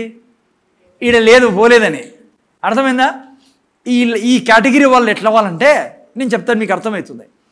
ఇక్కడ వాక్యం ఉంటుంది వీళ్ళకి, ఇక్కడ దిగిండదు. మెంటల్ ఫెయిత్ అంటాం దీన్ని, హార్ట్ ఫెయిత్ కాదు ఇది. ఓకేనా? ఎట్లా సార్ అర్థం చేసుకునేది? ఎగ్జాంపుల్ ఇమ్మంటారా? ఎగ్జాంపుల్ ఇస్తాను. ఇట్లే ఒక వ్యక్తి చర్చిలో రక్షణ పొందుకున్నాడు, ఒక వేరే మతం నుంచి. ఓకే, హిందూ కుటుంబం నుంచి అనుకోండి. మనమంతా అట్లా వాళ్ళము కదా, మనమంతా వేరే వేరే మతాలలో ఉన్న వాళ్ళము, కులాల్లో ఉన్న వాళ్ళము. ఈరోజు యేసు ప్రభుని రక్షకుడుగా అంగీకరించాము. ఎందుకంటే దేవుడు మనిషిని అట్లా సృష్టించాడు పిల్లరా. దేవుడు లేకుండా మనిషి బ్రతకలేడు. ఎందుకంటే లైక్ సృష్టి అట్లాది మనది. దేవుడు మనల్ని సృష్టించినది దేవుణ్ణి ప్రేమించేదానికి, దేవుణ్ణి పూజించేదానికి, దేవునితో సమస్తము పొందుకునేదానికి. సో అందుకనే మనం అక్కడెక్కడ పోయామో దేవుణ్ణి వెతుక్కుంటూ దేవుణ్ణి పూజిస్తాం. కానీ యేసు ప్రభుని తెలుసుకున్న తర్వాత మనకు అర్థమైంది ఈయనే దేవుడని. ఎందుకంటే యేసు ప్రభువు పరిశుద్ధుడు, ఇంకా ఎక్కడ కూడా అది కనపడదు మనకి. పరిశుద్ధుడు. ఆ తర్వాత చూడండి, ముందు చూడండి, తను మనల్ని పరిశుద్ధులుగా చేసే దేవుడు. మూడవది, మిమ్మల్ని నన్ను నరకానికి పోకుండా స్వర్గంలో యుగయుగాలు జీవింపజేసే దేవుడు. నరకము భయంకరమైన స్థలం పిల్లరా, అగ్నిగుండం అది. అక్కడ పోకుండా చేసేదానికి యేసు ప్రభు వచ్చాడు. ఈ మాటలు విన్నాం మనం. ముఖ్యంగా యేసు ప్రభు పరిశుద్ధుడు పిల్లరా. దేవుడు అనేవాడు ఏమై ఉండాలా? పరిశుద్ధుడు. ఈ విషయాలు మనం విన్నప్పుడు మనం అందరూ యేసు ప్రభుని రక్షకుడుగా అంగీకరించాం. ఓకేనా? సో అందుకని ఈడున్నాం. లేకుంటే ప్రతి ఒక్కరు మనం అక్కడెక్కడ ఉండేవాళ్ళం, ఆడ పూజలు చేసుకుంటా అట్లా మనం తెలియదు కాబట్టి. సో ఈ వ్యక్తి కూడా వినండి, రెండో ఎగ్జాంపుల్ కాబట్టి నేను చెప్తున్నా. ఒక వ్యక్తి ఇలాగే యేసు ప్రభుని నమ్ముకున్నాడు వేరే దీని నుంచి. సో యేసు ప్రభుని నమ్ముకుని సంఘానికి వస్తున్నాడు, వాక్యం వింటున్నాడు. ఏం నేర్చుకుంటున్నాం మనము? మెంటల్ ఫెయిత్, హార్ట్ ఫెయిత్ గురించి. వేరు లేనోళ్ళు వీళ్ళని కూడా సాతాను కట్ చేశాడు. వినండి, ఈ వ్యక్తి ఒకరోజు పాస్టర్ దగ్గరికి వచ్చి అన్నాడు, అంకుల్ మా ముందర చూస్తున్నారా బ్రదర్, ముందర చూడండి. వచ్చి అన్నాడు, గంగాధర్ నీకోసమే లేపాలి కొంతమంది. ఈ వ్యక్తి అన్నాడు పాస్టర్తో, అంకుల్ నాకు చాలా ప్రాబ్లం ఉంది, మమ్మీ డాడీ అపోజ్ చేస్తున్నారు, గట్టిగా కోపంగా మాట్లాడుతున్నారు, బంధువుల దగ్గర పోతే వాళ్ళు కోపంగా మాట్లాడుతున్నారు, స్నేహితులు కాలేజీలో పోతే క్రిటిసైజ్ చేస్తున్నారు, గేలి చేసి మాట్లాడతారు, రకరకాలుగా మాట్లాడుతున్నారు, చాలా ఇబ్బందిగా ఉంది అన్నాడు. అన్నీ మెంటల్ ఫెయిత్, హార్ట్ ఫెయిత్ గురించి. వేరే లేనోళ్ళు ఎవరో చెప్తాను మీకు అన్నప్పుడు పాస్టర్ అన్నాడు, బాబు ఏం ప్రాబ్లం లేదు, నువ్వు సంఘానికి రెగ్యులర్గా వచ్చి వాక్యం వింటావు, నువ్వు చర్చ్ మిస్ చేయకు, వచ్చి వాక్యం విను నువ్వు, దేవుడు అన్నీ బాగు చేస్తాడు, అది ఇది చెప్పి వాక్యం విన్నాను, బాగా వాక్యం వినంటే ఈ పిల్లడు ఏమన్నాడు తెలుసా? ఏమన్నాడు? నేను వాక్యం వింటాను కదా అంకుల్, ఇన్ని రోజుల నుంచి వింటాను కదా వాక్యము,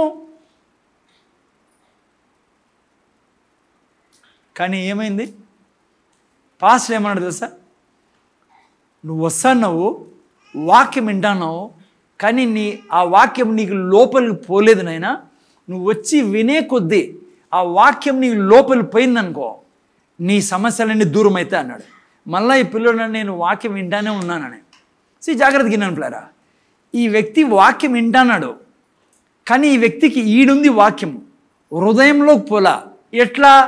హృదయంలోకి ఈ వాక్యం దిగు ఉంటే ఈ వ్యక్తి మాట్లాడే విధానం ఏముండేది తెలుసా? ఏదాన్ని ప్రెషర్ వేసేవాడు, వాక్యం మీద ప్రెషర్ వేసేవాడు. ఈ వ్యక్తి ఏమనేవాడు తెలుసా? అంకుల్ ఇది పరిస్థితి కానీ అనేవాడు. ఏమొచ్చేదాడ? కానీ, ఎందుకంటే వేరు లోపల ఉంది కాబట్టి. కానీ నాకు తెలుసు, కీర్తనకారుడు 27:10 ఏం రాశాడంటే, కీర్తనలో తల్లిదండ్రులను మడిచినను నా దేవుడు నన్ను పోషించును అని రాయబడింది. తల్లి విడిచినా పాలిచ్చే తల్లి తన చెంట బిడ్డను మర్చిపోతుందేమో, కానీ నా దేవుడు మర్చిపోవడానికి బైబిల్లో రాయబడింది అనుకోండి. నాకు తెలుసు. ఈ మాటలు వస్తాయి. వేరు ఉండేవాడు, వాక్యం హృదయంలో ఉండేవాడు వాక్యం మీద భారం వేస్తాడు. ఈ మాటలు ఉంటాయి. ఏమంటాడు? నాకు తెలుసు అంకుల్, మా అమ్మ నన్ను, నా స్నేహితుల్ని ఒకరోజు దేవుడు మారుస్తాడు, నన్ను అందుకే ఎన్నుకున్నాడు, నాకు దేవుడు అన్నాడు, నేను లోకంలో వెలుగే ఉన్నానని. నాకు తెలుసు, ఎవరు విడిచినా నా దేవుడు నా చేయి విడిచాడు. ఆ లాంగ్వేజ్ రాలా. మాటకి ఏమొస్తుంది? హింస, శ్రమ. చదువుకున్నాం కదా, వాడు ఏం చేస్తాడు? నేను ఆ వాక్యం పెట్టే ఉండాలను. శ్రమ అయినను హింస అయినను వస్తే ఏం చేస్తారు? వీళ్ళు వదిలేస్తారండి. ఎందుకంటే ఏం లేదు లోపల వాక్యం. ఈ పిల్లోడు ఏం చెప్పాల్సింది? నాకు తెలుసు సాతాను యొక్క పని, వాడిదంతా చేస్తాండేది. ఎందుకు? నన్ను ఈ శ్రమల ద్వారా, హింసల ద్వారా నన్ను దేవుడి నుంచి దూరం చేయాలని. నేను దేవుడి నుంచి దూరం పోను. నా కుటుంబాన్ని నేను స్వర్గంలోకి చేర్చాలా, నా కుటుంబాన్ని నేను కాపాడుకోవాలా. నా దేవుడు దయతలిచి మా ఇంట్లో నాకు జ్ఞానం ఇచ్చి నా కన్ను తెరిచి నేను రక్షణ పొందుకున్నట్టు చేశాడు. ఇదంతా సాతాను పని. కానీ పిల్లడు చర్చికి వస్తాడు, వాక్యం వింటానని అంటున్నాడు, కానీ యాటికి పోవడం లేదు, వాక్యము లోపలికి పోవడం లేదు. పేతురు గురించి మనం చూసాం. యేసు ప్రభు నీళ్ళ మీద నడుస్తా అన్నాడు. పేతురు అన్నాడు, అయ్యా నేను నడుస్తానని. యేసు ప్రభు అన్నాడు నడవమని. నడుస్తున్నాడు పేతురు. తెలుసా, ఈ సృష్టిలో ఇద్దరే నీళ్ళ మీద నడిచిండేది, యేసు ప్రభువు, పేతురు. నడుస్తూ నడుస్తూ ఎవరిని చూశాడు? గాలి తుఫాన్లను చూశాడు. యేసు ప్రభు దిక్కే చూసిండే ఏమయ్యేవాడు? నడక కంటిన్యూ అయ్యేది, ఆడ చేరుకునేవాడు. ఈ పిల్లోడు చెప్పాల్సింది, అయ్యా నేను యేసు ప్రభు దిక్కే చూస్తాను, ఈ యొక్క శ్రమలు హింసల దిక్కు చూడనని. ఆ తర్వాత ఏం చెప్పాల్సింది? నేను దేవుని వాక్యం మీద నా భారం వేస్తా. కానీ ఎవరైతే వాక్యం, మీలో కూడా ఉండొచ్చు, వాక్యము నీ హృదయంలో ఉంటే నీకు ఏ సమస్య వచ్చినా నీకు అర్థమైపోతుంది సాతాను తెస్తాండేది. అది ఈ హింస ఎక్కడి నుంచి వస్తుంది? ఆ తర్వాత ఏమన్నా శ్రమ. ఈ శ్రమ హింస దేవుడి నుంచి కాదు, కానీ దేవుడి నుంచి దూరం చేయడానికి నా బంధువుల ద్వారా, నా బంధువులు మాట్లాడడం మానేశారు నాతో. అమ్మ వింటున్నారా? అదే కదా జరిగేది. పెళ్ళిళ్ళకి పిలవడంలా, ఫంక్షన్లకు పిలవడంలా, అంటున్నారు చచ్చిపోయినా రామని, మాకు వివాహాలు ఉండవు. రకరకాలుగా సాతాను నిన్ను శ్రమ పెడతాడు, హింసిస్తాడు నిన్ను. దేవుడు కాదు, సాతాను చేస్తాడు. అదే నువ్వేమనుకుంటావు? ప్రభువుని నమ్ముకున్నాక ఎన్ని కష్టాలు వచ్చాయి తెలుసా నాకు? ఏందో బ్రదర్, దేవుడు నమ్ముకున్నప్పటి నుంచి చాలా కష్టాలు. లేదు తల్లి, కొద్దిగా నువ్వు వాక్యం నీ లోపలికి పోనిస్తే, వాక్యం మీద నిలబడితే, నీ ద్వారానే ఆ యొక్క ఇంటిని, నీ బంధువుల్ని, స్నేహితుల్ని, మొత్తం విలేజ్నే మీ యొక్క నీ ద్వారా ఎంత గొప్ప పనైనా చేయొచ్చు పిల్లలు, నువ్వు అనుమతిస్తే ఆయన్ని. ఈ యొక్క కేటగిరీ ఏంటంటే, అది చెప్పాను కదా, శ్రమలు హింసలు వచ్చేళ్ళకి వాడు బాగా గుర్తు చేస్తాడు నీకు. చూడు వాళ్ళు ఎన్ని కష్టాలు ఉన్నారో, యేసు ప్రభువుని నమ్ముకుని ఏం ప్రయోజనము, చూడు వాళ్ళెంత ఇబ్బందులు ఉన్నారో, వాళ్ళు చర్చికి పోతారు. చూడు మీ ఆఫీసర్ ఉన్నాడు కదా, ఆయన నమ్ముకున్నాడా దేవుణ్ణి, చూడు పలానావాడు నమ్ముకున్నాడా. రకరకాలుగా నీతో మాట్లాడుతూనే ఉంటాడు సాతాను. ఎందుకంటే వాడు నీలో నుంచి ఏమెత్తుకుని పోలా? వాక్యం. నువ్వు భయపడినావు అనుకో ఆ శ్రమలకి హింసలకి, అయ్యో బంధువులు దూరం అయిపోతారే, అయ్యో స్నేహితులు దూరం అయిపోతారే, అయ్యో ఎట్లా. లేదు లేదు నాన్న, బైబిల్లో యేసు ప్రభు ఏం వాగ్దానం చేశాడు తెలుసా? నా నిమిత్తమును సువార్త నిమిత్తమును నువ్వు ఎవరిని పోగొట్టుకున్నా ఈ భూమి మీదే 100 రెట్లు నిన్ను వెలిగిస్తాడు. నువ్వు శ్రమల్లో హింసలు నిలబడతాయి. సాతాను కోరిక ఏమంటే నువ్వు వాక్యం నీలోని తీసుకెళ్ళాలా, దేవుడి నుంచి నువ్వు దూరం కావాలా అని వాడు శ్రమలు హింసలు పెట్టేది. అందుకే చెక్కు చెదరకూడదు పిల్లరా. మనకు బాగా అర్థం కాలా, నేను నిలబడతా. మన సిస్టర్ వింటున్నారా? నా భర్త, నా పిల్లలు, నా భార్య అందరినీ రక్షిస్తాను, నేను నా కుటుంబాన్ని రక్షిస్తా. ఎస్, శ్రమలు హింసలు వస్తున్నాయి. ఏ విధంగానా సరే, అవి జాబ్లో రకరకాలుగా గవర్నమెంట్ అపోజ్ చేస్తుంది, క్రైస్తవుల్ని కొడుతున్నారు కదమ్మా, చర్చిల్ని తగలబెడుతున్నారు, బైబుల్ని కాలుస్తున్నారు. నీకేమనిపిస్తుంది తెలుసా? అసలు యేసు ప్రభు నిజమైన దేవుడేనా? నిజమైన దేవుడైతే బైబుల్ కాల్చే వాళ్ళని వెంటనే ఏం చేయాలా? నువ్వు నేనేమనుకుంటా తెలుసా? వెంటనే కసక్కని కత్తిరాల పైన స్వర్గం నుంచి తెగ్గొట్టాలా, లేకుంటే ఇంకా ఏమేమో సాధారణ వాడు చెప్తాడు మనకి, బైబుల్ కాలుస్తున్నారు, చర్చిలు తగలబెడుతున్నారు, యేసు ప్రభు నిజమైన దేవుడు అయింటే అని నీకే అంటాడు వాడు. నువ్వు అంటావు గుగ్గు మాదిరే, అదే ఏం పక్షి ఒకటి. హలో, వాడు అంటాడు నిజంగా యేసు ప్రభు అయింటే అగ్ని దిగిరాల గలగల గలగల అని. వాడు అగ్ని దిగింటే ఈరోజు ఏంజిల్ ఆడుండేది అనుభవ, నేనే ఆడుండేవాడిని, ఎప్పుడో కాలిపోయే వాళ్ళము కదా. ఎందుకంటే ఈ శ్రమలు హింసలు ఈరోజు కాదు మొదలైండేది, ఏళ్ళ నుంచి స్టార్టింగ్ నుంచి జరుగుతూ ఉన్నాయి. యేసు ప్రభు వచ్చిపోయిన తర్వాత ఈవెన్ ఏదోని తోటి నుంచి. ఓకే, సెకండ్ కేటగిరీ ఇది. నాకు సెకండ్ కేటగిరీ కూడా అంత సమస్య లేదు పిల్లరా. నాకు థర్డ్ కేటగిరీ చాలా ఇంపార్టెంట్. ఎందుకు తెలుసా? చెప్పండి ఎందుకు సార్ అని అడగద్దండి, నేనే చెప్తా. 90% ఈడు కూర్చున్న వాళ్ళు ఈ థర్డ్ కేటగిరీలో ఉన్నారు. అది నా సమస్య. పైవి 2 జయించాం మనం ఓ రకంగా. ఎవరు ఉన్నారమ్మా? జయమ్మక్క, 2వ కేటగిరీలో ఉన్నాను. ఉండే మాట చెప్తాను దాచుకోకుండా. కొంతమంది ఉన్నారు సెకండ్ కేటగిరీలో. ఇక్కడ సార్ ఏమంటారో బంధువులు కుళ్ళాయిపుండే లాగి లాగి తీసుకొచ్చేసే సెకండ్ దాంట్లో. వాళ్ళు పిలుస్తాను, వీళ్ళు పిలుస్తారు అంటాండే మధ్య మధ్యలో. శ్రమ హింస అటు నుంచి వచ్చేది, దేవుడి నుంచి కాదు. నిలబడి నమ్ముకో ధైర్యంగా. మేము వచ్చిన అక్కడి నుంచే పిల్లరా. నేను స్టార్టింగ్లో నమ్ముకున్నప్పుడు ఏదో హత్య చేసినట్టు చూసేవాళ్ళు నన్ను ప్రజలు. ఎవరికి 5-6 మంది చంపేసినట్టు చూసేవాళ్ళు. ఏంది ఆడిపోవా టంగటంగా దగ్గరికి, ఇంక నుంచి టంగటంగా తెలుసు కదా మీకు కోడివాడు. ఈడిపోతానమేంది ఇంకా ఏందో. అందరూ అటు నుంచి వచ్చామా లేదా అటు నుంచి. సో భయపడకండి. నా సమస్య ఈ ఫస్ట్ సెకండ్తో కాదు, కానీ 3వది పిల్లరా. ఇక్కడ వచ్చింది కథ అంతా. ఈ 3వ కేటగిరీ నుంచి మిమ్మల్ని లాగాలి ఈరోజు. లాగితే మీలోంచి Smith Wigglesworth, Kathryn Kuhlman, Reinhard Bonnke, Billy Graham పుడతాడు. ఈ 3వదే మన జీవితాన్ని పాడు చేసి పెడతాడు ఈరోజు పిల్లలు. ఆ కోట్ ఉందా? స్మిత్ విగల్సోత్ ఒక మాట అన్నాడు, I pray for half an hour and I don't ఏదో ఇంకా తర్వాత ఏంది అది కోట్ తీసి పెట్టు, నెట్లో ఉంటుంది చూడు, స్మిత్ విగల్సోత్ కోట్స్ అని పెట్టావు, వస్తుంది సర్చ్లో. ముందు చూడండి పిల్లలు, 3వ కేటగిరీ మన గురించి చూసుకుందాం. ముందు 2 పోండి, నేను పక్కన పెట్టండి. ఎవరైనా వస్తే మీరు సంజాయించాలి వాళ్ళకి, కొత్త వాళ్ళకి. ఇప్పుడు రండి 18, 19. ఇతరులు మీకు తెలుసు కదా పిల్లరా, సాతాను 3 రకాల స్ట్రాటజీ వాడతాడు. ఫస్ట్ది ఏంటి? వెంటనే వచ్చి తీసిపోతాడు. నువ్వు ఇవ్వలేదనుకో, సెకండ్ స్ట్రాటజీ ఏంటిమా? గడి చెప్పా సిస్టర్, అమ్మ శిరీష వాళ్ళమ్మ సిస్టర్ వింటున్నారా? ఫస్ట్ కేటగిరీ 3 రకాలుగా 5 రకాలుగా ఓకే 4 రకాలుగా సాతాను ప్రయత్నం చేస్తాడు. 3 సక్సెస్ అవుతాడు, 1 సక్సెస్ కాడు. ఆ కేటగిరీలో మనం ఉండాలి. ఫస్ట్ ఏం చేస్తాడు వాడు? వాక్యాన్ని వెంటనే ఎత్తుకొని పోతాడు. చాలామంది మీరు చూసినారు, కొత్తగా వచ్చినారు, పాపం విన్నారు, ఫ్రెండ్ తీసుకొచ్చారు. వాడు బయటికి పోతానంటే ఏదో ఒకటి వాడికి ఏదో చెప్పి తీసిపోతాడు వాక్యం. కొంతమంది భద్రంగా ఉన్నాం మనం, దాదాపు ఫస్ట్ కేటగిరీ లేరనుకోండి, ఎందుకంటే రెగ్యులర్గా వచ్చే వాళ్ళే ఉన్నారు. సెకండ్ కేటగిరీలో ఉండొచ్చు అమ్మా. కొంతమంది ఎవరన్నా 3-4 హింస శ్రమ పెడతాడు, ఫ్రెండ్స్ మాట్లాడరు, ఎందుకంటే అంతకుముందు తాతాంటి కూర్చొని ఇప్పుడు పోవడంలా, అందుకని నిన్ను విలన్గా చూస్తారు వాళ్ళు. ఓకే, సెకండ్ అదే. ఇప్పుడు శ్రమ హింస తెచ్చాడు. 3వది చాలా ఇంపార్టెంట్. నాకు తెలిసి ఏఎల్ చర్చిలో 95% అట్లే ఉన్నారు.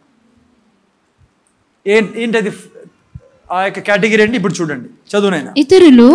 ఇతరులు ముండ్ల పొదలలో విత్తబడిన వారు వీరు వాక్యము విందురు. బాగా వినండి ఈరోజు మీరు, చాలా ఇంపార్టెంట్. లేచిపోతున్నారు ఎందుకో? ముందు చూడండి. సరే ముందు చూడండి. పెట్టలేదు నేను వాక్యం, నువ్వు చదువు. నేను అంత లోపల వీరు వాక్యము విందురు. చెప్పండి, వీరు నాతో పాటు చెప్పండి. వీరు వాక్యం విందురు కానీ ఐహిక విచారములను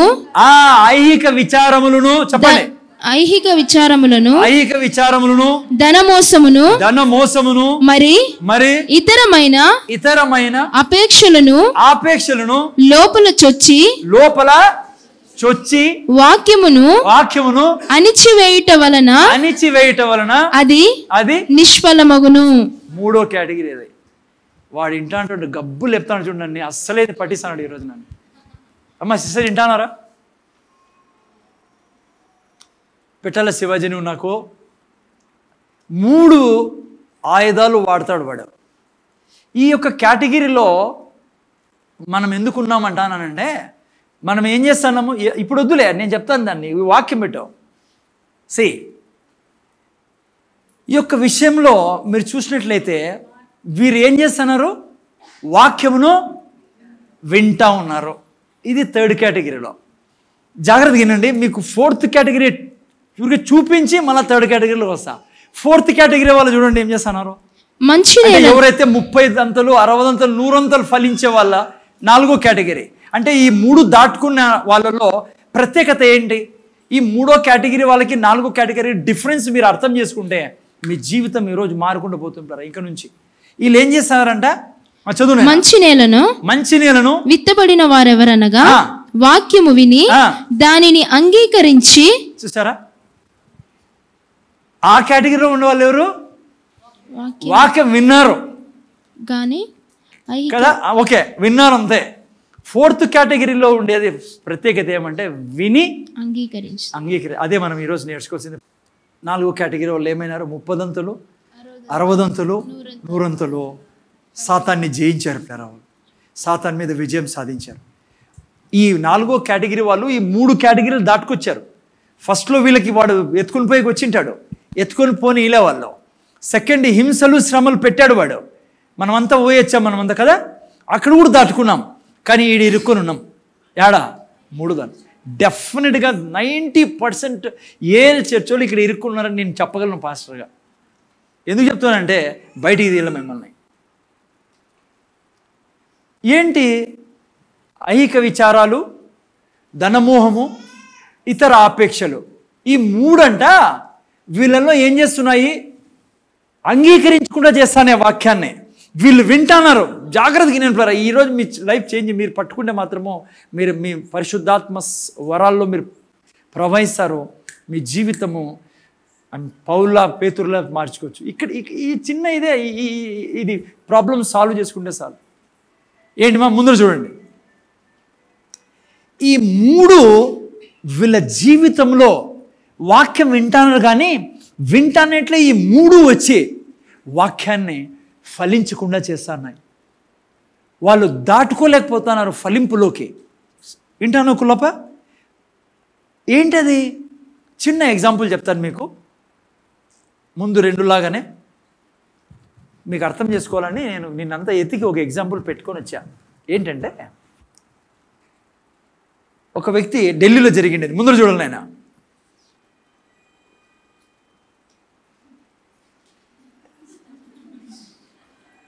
ఫోన్ ఆఫ్ చేసిన ఎవరు పాపం అర్జెంట్ కాల్.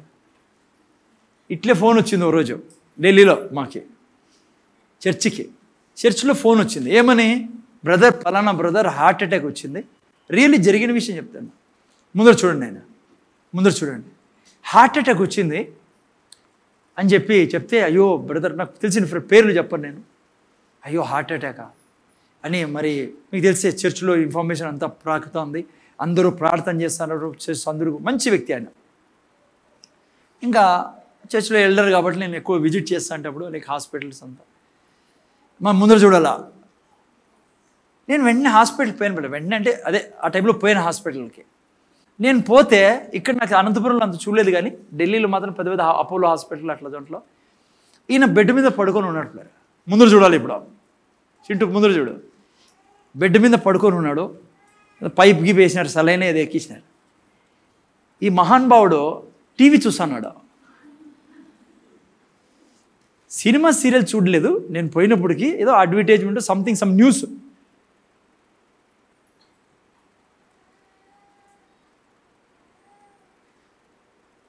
ఏం చేయాల్సింది ఆ వ్యక్తి ఆ టైంలో?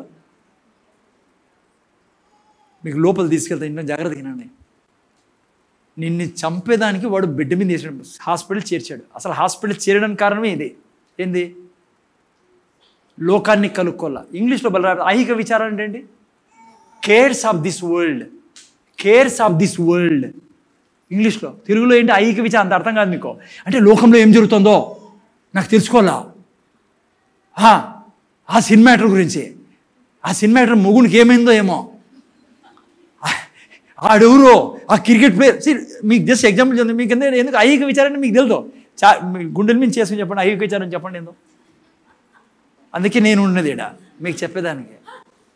ఇంగ్లీష్లో అందుకే చదవమనేది. Cares of this world. ఆమెం పెట్టుకుంది పిన్ను, ఆడుకునిందో ఏమో, బంగారుదా ఎండిదా. నేను అవుతాను కానీ మ్యాక్సిమం అట్లే ఉండేది క్రైస్తవులు, ఈ థర్డ్ కేటగిరీ వాళ్ళు. ఎందుకంటే వీళ్ళు అనుకుంటారు దాటిపోయినాంలే అని, ఎట్లా స్వర్గం మందే కదా. కానీ ఈడ జ్యూస్ పిండుతాడు వాళ్ళు, నారింజికాయ జ్యూస్ మాదిరే. నిన్నే జాగ్రత్త గినంలేరా. ఈయన పెట్టుకుని ఉన్నాడు. నేను ఎంటర్ అయ్యా. అప్పుడు నాకు కూడా తెలియదు అంతగా. ఇప్పుడు ప్రీచ్ చేసే ముందు పరిశుద్ధాత్మ ఏం చేయాలా అంటానా నేను. ఈ ఐహిక విచారాలు అప్పచెప్పేది ఎట్లా వీళ్ళకి అంటే, పరిశుద్ధాత్మ టక్కని వెనక్కి తీసుకెళ్ళండి నన్ను. ఎప్పుడూ జరిగింది అది, గుర్తు చేసి ఇది చెప్పు వాళ్ళకి అర్థమవుతుంది అన్నాడు. నేను పోతూనే ఆఫ్ చేశాడు. అది ఏందో సినిమా కాదు నాకు తెలిసి, సినిమా దేవుడు అర్థమవుతుంది కదా, ముందర చూడాలి ఆయన. ఆఫ్ చేశాడు, నాతో మాట్లాడతాను. ఏం బ్రదర్, అది బ్రదర్, రాత్రి అట్లా అనిపించా, ఇట్లా అనిపించా, ఇట్లా నొప్పించా, అది ఇది అంటాన్నాడు. మొత్తానికి నాకు కూడా అప్పుడు చెప్పలే అతనికి నేనేమిది, నాకే సరిగ్గా తెలియదు. నేను కూడా ఆయనతో పాటు ఆఫ్ చేసినాడే ఉంటే నేను కూడా చూస్తా అంటే ఏం జరుగుతుందో అనుకున్నా అప్పట్లో. సీన్ టీవీలో. ఓకే మీకు ఎందుకు లేండి అవన్నీ, ముందర చూడండి. హలో ముందర చూడండి మీరు. మళ్ళీ నేను వచ్చేసినాక మళ్ళీ ఏం చేస్తాడు ఆయన? ఎందుకు చెప్పండి?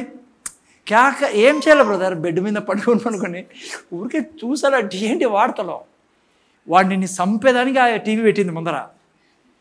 ఇప్పుడు చూడండి, ముందర చూడండి. మీకు కూడా ఏదో సీరియస్ అనిపించదు కానీ ఏం చేయాల్సింది ఈ వ్యక్తి ఏం చేయాలంటే, ఈ వ్యక్తి విన్నాడు, ఏం కాలేదు ఈ వ్యక్తికి, గ్రహించలే ఏం జరుగుతుందని.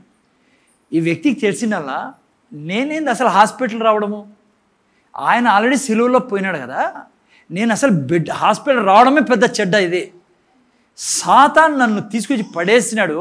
టీవీ తెచ్చి పెట్టేవానికి చెప్పాలి. వాళ్ళకేం తెలుసు పాపం హాస్పిటల్లో. టీవీ ఆఫ్ చేయి, రిమోట్ తీసుకుని ఇంటికి వెళ్ళిపో, నా పని ఎవరు రాద్దని గేట్ వేసుకోవాలా. పోనండి, బెడ్ మీద ఉన్నాడు. పోరాడాల్సింది వాక్యం తీసుకొని. యేసయ్య తిన్న దెబ్బ చేత నాకు స్వస్థత లభించి వాక్యం మీద భారం వేయాల్సింది పండుకొని. ఇది జరగకూడదు, ఇదే నేను లేయాలా, రిపోర్ట్స్ నార్మల్ వచ్చి యుద్ధం చేయాల్సింది ఈ వ్యక్తి ఏం చేస్తున్నాడు? విన్నాడు. కానీ ఈ యొక్క లోకపు కేర్స్ ఆఫ్ దిస్ వరల్డ్, ధనం, మోసం, ఇతర అపేక్షలు 90% జాగ్రత్త. ఇప్పుడు వినండి, ముందర చూడండి. ఈడ వాక్యం విన్నాను, ముందర చూడండి. ఆయన ఇటు నుంచి పోతావు, ఏం చేస్తావు? ఇంటికి పోయి చాలామంది చేసేది ఏం సార్, మీరు చేస్తారు లేదో నేను ఊహించని చెప్తాను. టీవీ ఆన్ చేస్తాను, ఏందో యా సినిమా యాక్టర్, యా స్పోర్ట్స్ మెనో, టీవీ ఏదో చూస్తావు, న్యూస్ చూస్తావు. ఆ తర్వాత ఏం చేస్తావు? ముందర చూడాలా. ఏం చేస్తారు మీరు? అందరూ టీవీ చూస్తారు కొంతమంది కదా. ఆ తర్వాత ఏంటి? తింటారు కూర్చొని కదా, తల్లిదండ్రులు చేసి తింటారు, లేదంటే పోయినాక చేస్తారు. తింటారు, ఒక గంట దాంట్లో పోతుంది. ఆ తర్వాత ఏం చేస్తావు? నేను చెప్తున్నా, ఏం చేస్తావో అని పడుకుంటావు. హలో, కాళ్ళు పైకెత్తి అర్ధగంట సేపు, ఎంతసేపు? హలో, నేను చెప్తాను నీ ప్రోగ్రామ్ ఏంటో. పండుకున్నాక లేస్తావు 5కో 5:30కో అట్లా అని లేస్తావు. లేచిన తర్వాత ఏం చేస్తావు? ఆడొచ్చి కూర్చొని వాళ్ళతో వెళ్తావు, బాతకాని కొడతావు, మాట్లాడతావు, అది చేస్తావు. అట్లా 6:30 7 వరకు దొబ్బుతావు. దొబ్బుతానంటే మళ్ళీ ఏమవుతుంది? అట్లా తిరిగి వస్తావు, పోయి షాపింగ్కో ఏదైనా పోయి తిరిగి వస్తావు, బయటికి పోయి అట్లా దాంట్లో గంటన్నర పోతుంది. వస్తావు 8:30కి, మళ్ళీ ఏమవుతుంది, తింటా వింత. ఈయనండి మీరు చేసే ఏ చర్చ చేసే పని చెప్తాను మీకు నేను. తింటానట్లే ఓ అంటావు, ఏంది నిద్రపోతావు, అలసిపోయినా అని నిద్రపోతావు. నువ్వు లేదు హలో నిద్రపోతావు, మళ్ళీ పొద్దున్న లేస్తావు. అది కూడా జల్దీ లేస్తావా? 7 గంటలైనా లేవు, నువ్వు 6:30కి లేస్తావు. నువ్వు ఏం చేస్తావు లేచి? ఏదో నా పోరు పడలేక బైబిల్ ఇట్లా తిప్పి తూగుతూ ఉంటావు దాంట్లో వేసుకొని. చాలామంది చేసేది అదే. మళ్ళీ అడుగుతాను, హలో మళ్ళీ ఏం చేస్తావు? అదే రొటీన్. ఏం తిన్నావు, ఏం తాగినావు, బట్టలు వేసుకొని పోతావు ఆఫీస్కో స్కూల్కో. చదువుకునే పిల్లవైతే ఆఫీస్ పోతే, మిగతా వాళ్ళు మీరేం చేస్తారు? అమ్మా ఊడ్చుకొని గీడ్చుకో. ఇదే ఉంటుంది నీ జీవితం అంతా. ఏంటది బతుకాది? Cares of this world. లోకంలో ఏం జరుగుతుంది? ఇదే టీవీ, ఇదే తిండి. అందుకే నీ జీవితంలో ఈ రోజు వరకు నువ్వు మాత్రలు వాడడం ముందు నీ జీవితంలో పోవడంలా. నువ్వు తెచ్చుకున్న డబ్బంతా డాక్టర్లు తినేస్తున్నారు. ఇంట్లో కొట్లాట్లు అశాంతి. ఎందుకు తెలుసా? నువ్వు వింటావు, వాడు ఆటికి పోతానట్లే నీతో పాటు వాడు ప్రయాణం చేస్తాడు. తప్పేం లేదు. ఈయనండి ఇప్పుడు చెప్తాను నేను. టీవీ చూస్తాను, తప్పేం లేదు. వార్తలు వినాలా, ఏం జరుగుతున్నాయో. నేను కూడా నాకు చాలా ఇష్టమైన టాపిక్ నేను వినేది ఏంటంటే ఇజ్రాయెల్ గురించి వింటా. ఈమె గుడి తెలుసు నేను. అది కూడా యూట్యూబ్లో వాళ్ళు ఎవరో పెడితే వింటా. నేను న్యూస్ ఏదో అదే పనికి పోను. మా ఇంట్లో టీవీ కూడా లేదు. ముందు చూడండి. ఎస్, నేను టీవీకి అపోజ్ చేయడంలా. టీవీ చూస్తావు, ఒక 10 minutes చూసినావు, ఒక న్యూస్ విన్నావు, నువ్వు బంద్ చేయాల దాన్ని. ఆ తర్వాత సరే భోంచేసావు, ఏంటి ఆ తర్వాత నీ పని? మా ముందర చూడండి సిస్టర్, ముందర చూడండి ఆయన ప్లీజ్ కొంచెంసేపు. ఏం పని ఆ తర్వాత? నువ్వు మనిషివైతే నీ జీవితంలో యుద్ధంలో ఉన్నావు. నిన్ను ఎప్పుడప్పుడు సంపాలా, నీ పిల్లల్ని పాడు చేయాలా, తాగుబోతులుగా చేయాలని, నీ పిల్లల్ని వ్యభిచారులుగా చేయాలని దురాత్మలు ఆహార నిశలు పని చేస్తాను. నువ్వు సరే ఫ్యామిలీతో కలిసాలా, తినాలా, మేము కూడా చేస్తాము ఇంట్లో. ఆ తర్వాత ఏం చేస్తాను నువ్వు? మనిషి కనీసం 15 నిమిషాలు పోయి ప్రార్థన చేసుకోలేవు నువ్వు.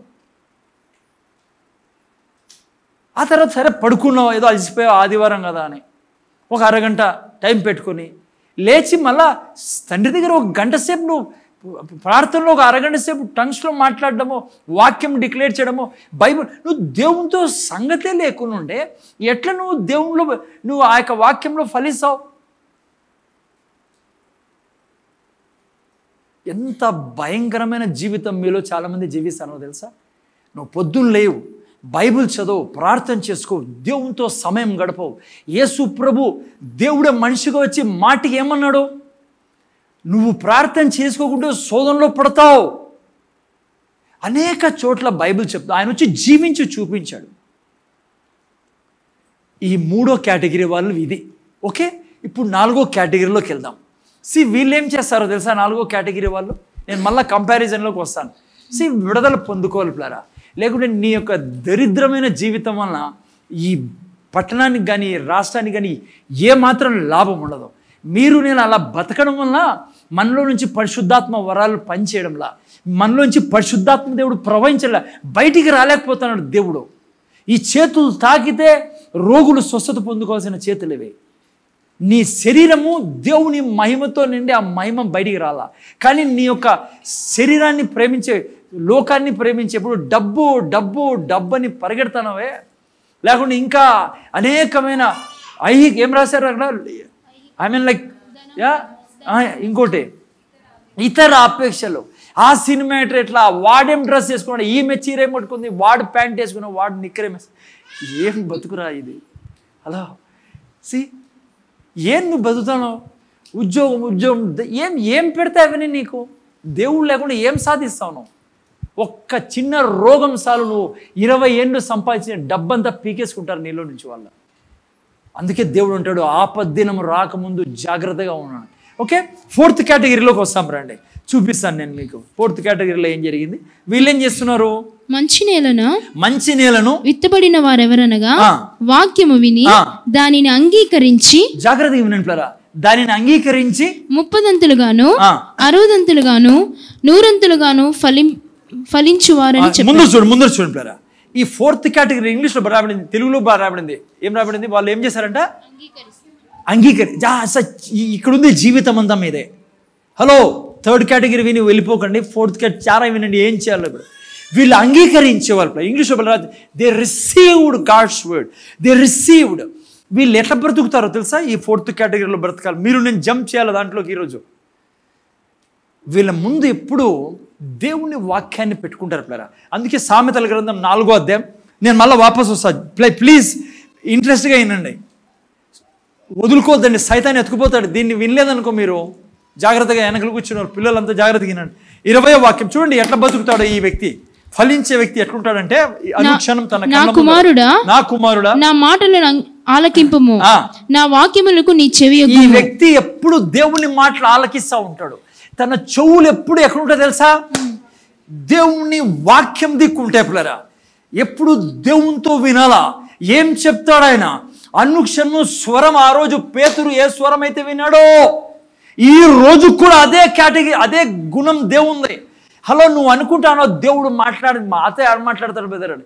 ఆయన సిద్ధంగా ఉన్నాడు తన స్వరంతో నీతో మాట్లాడేదానికి.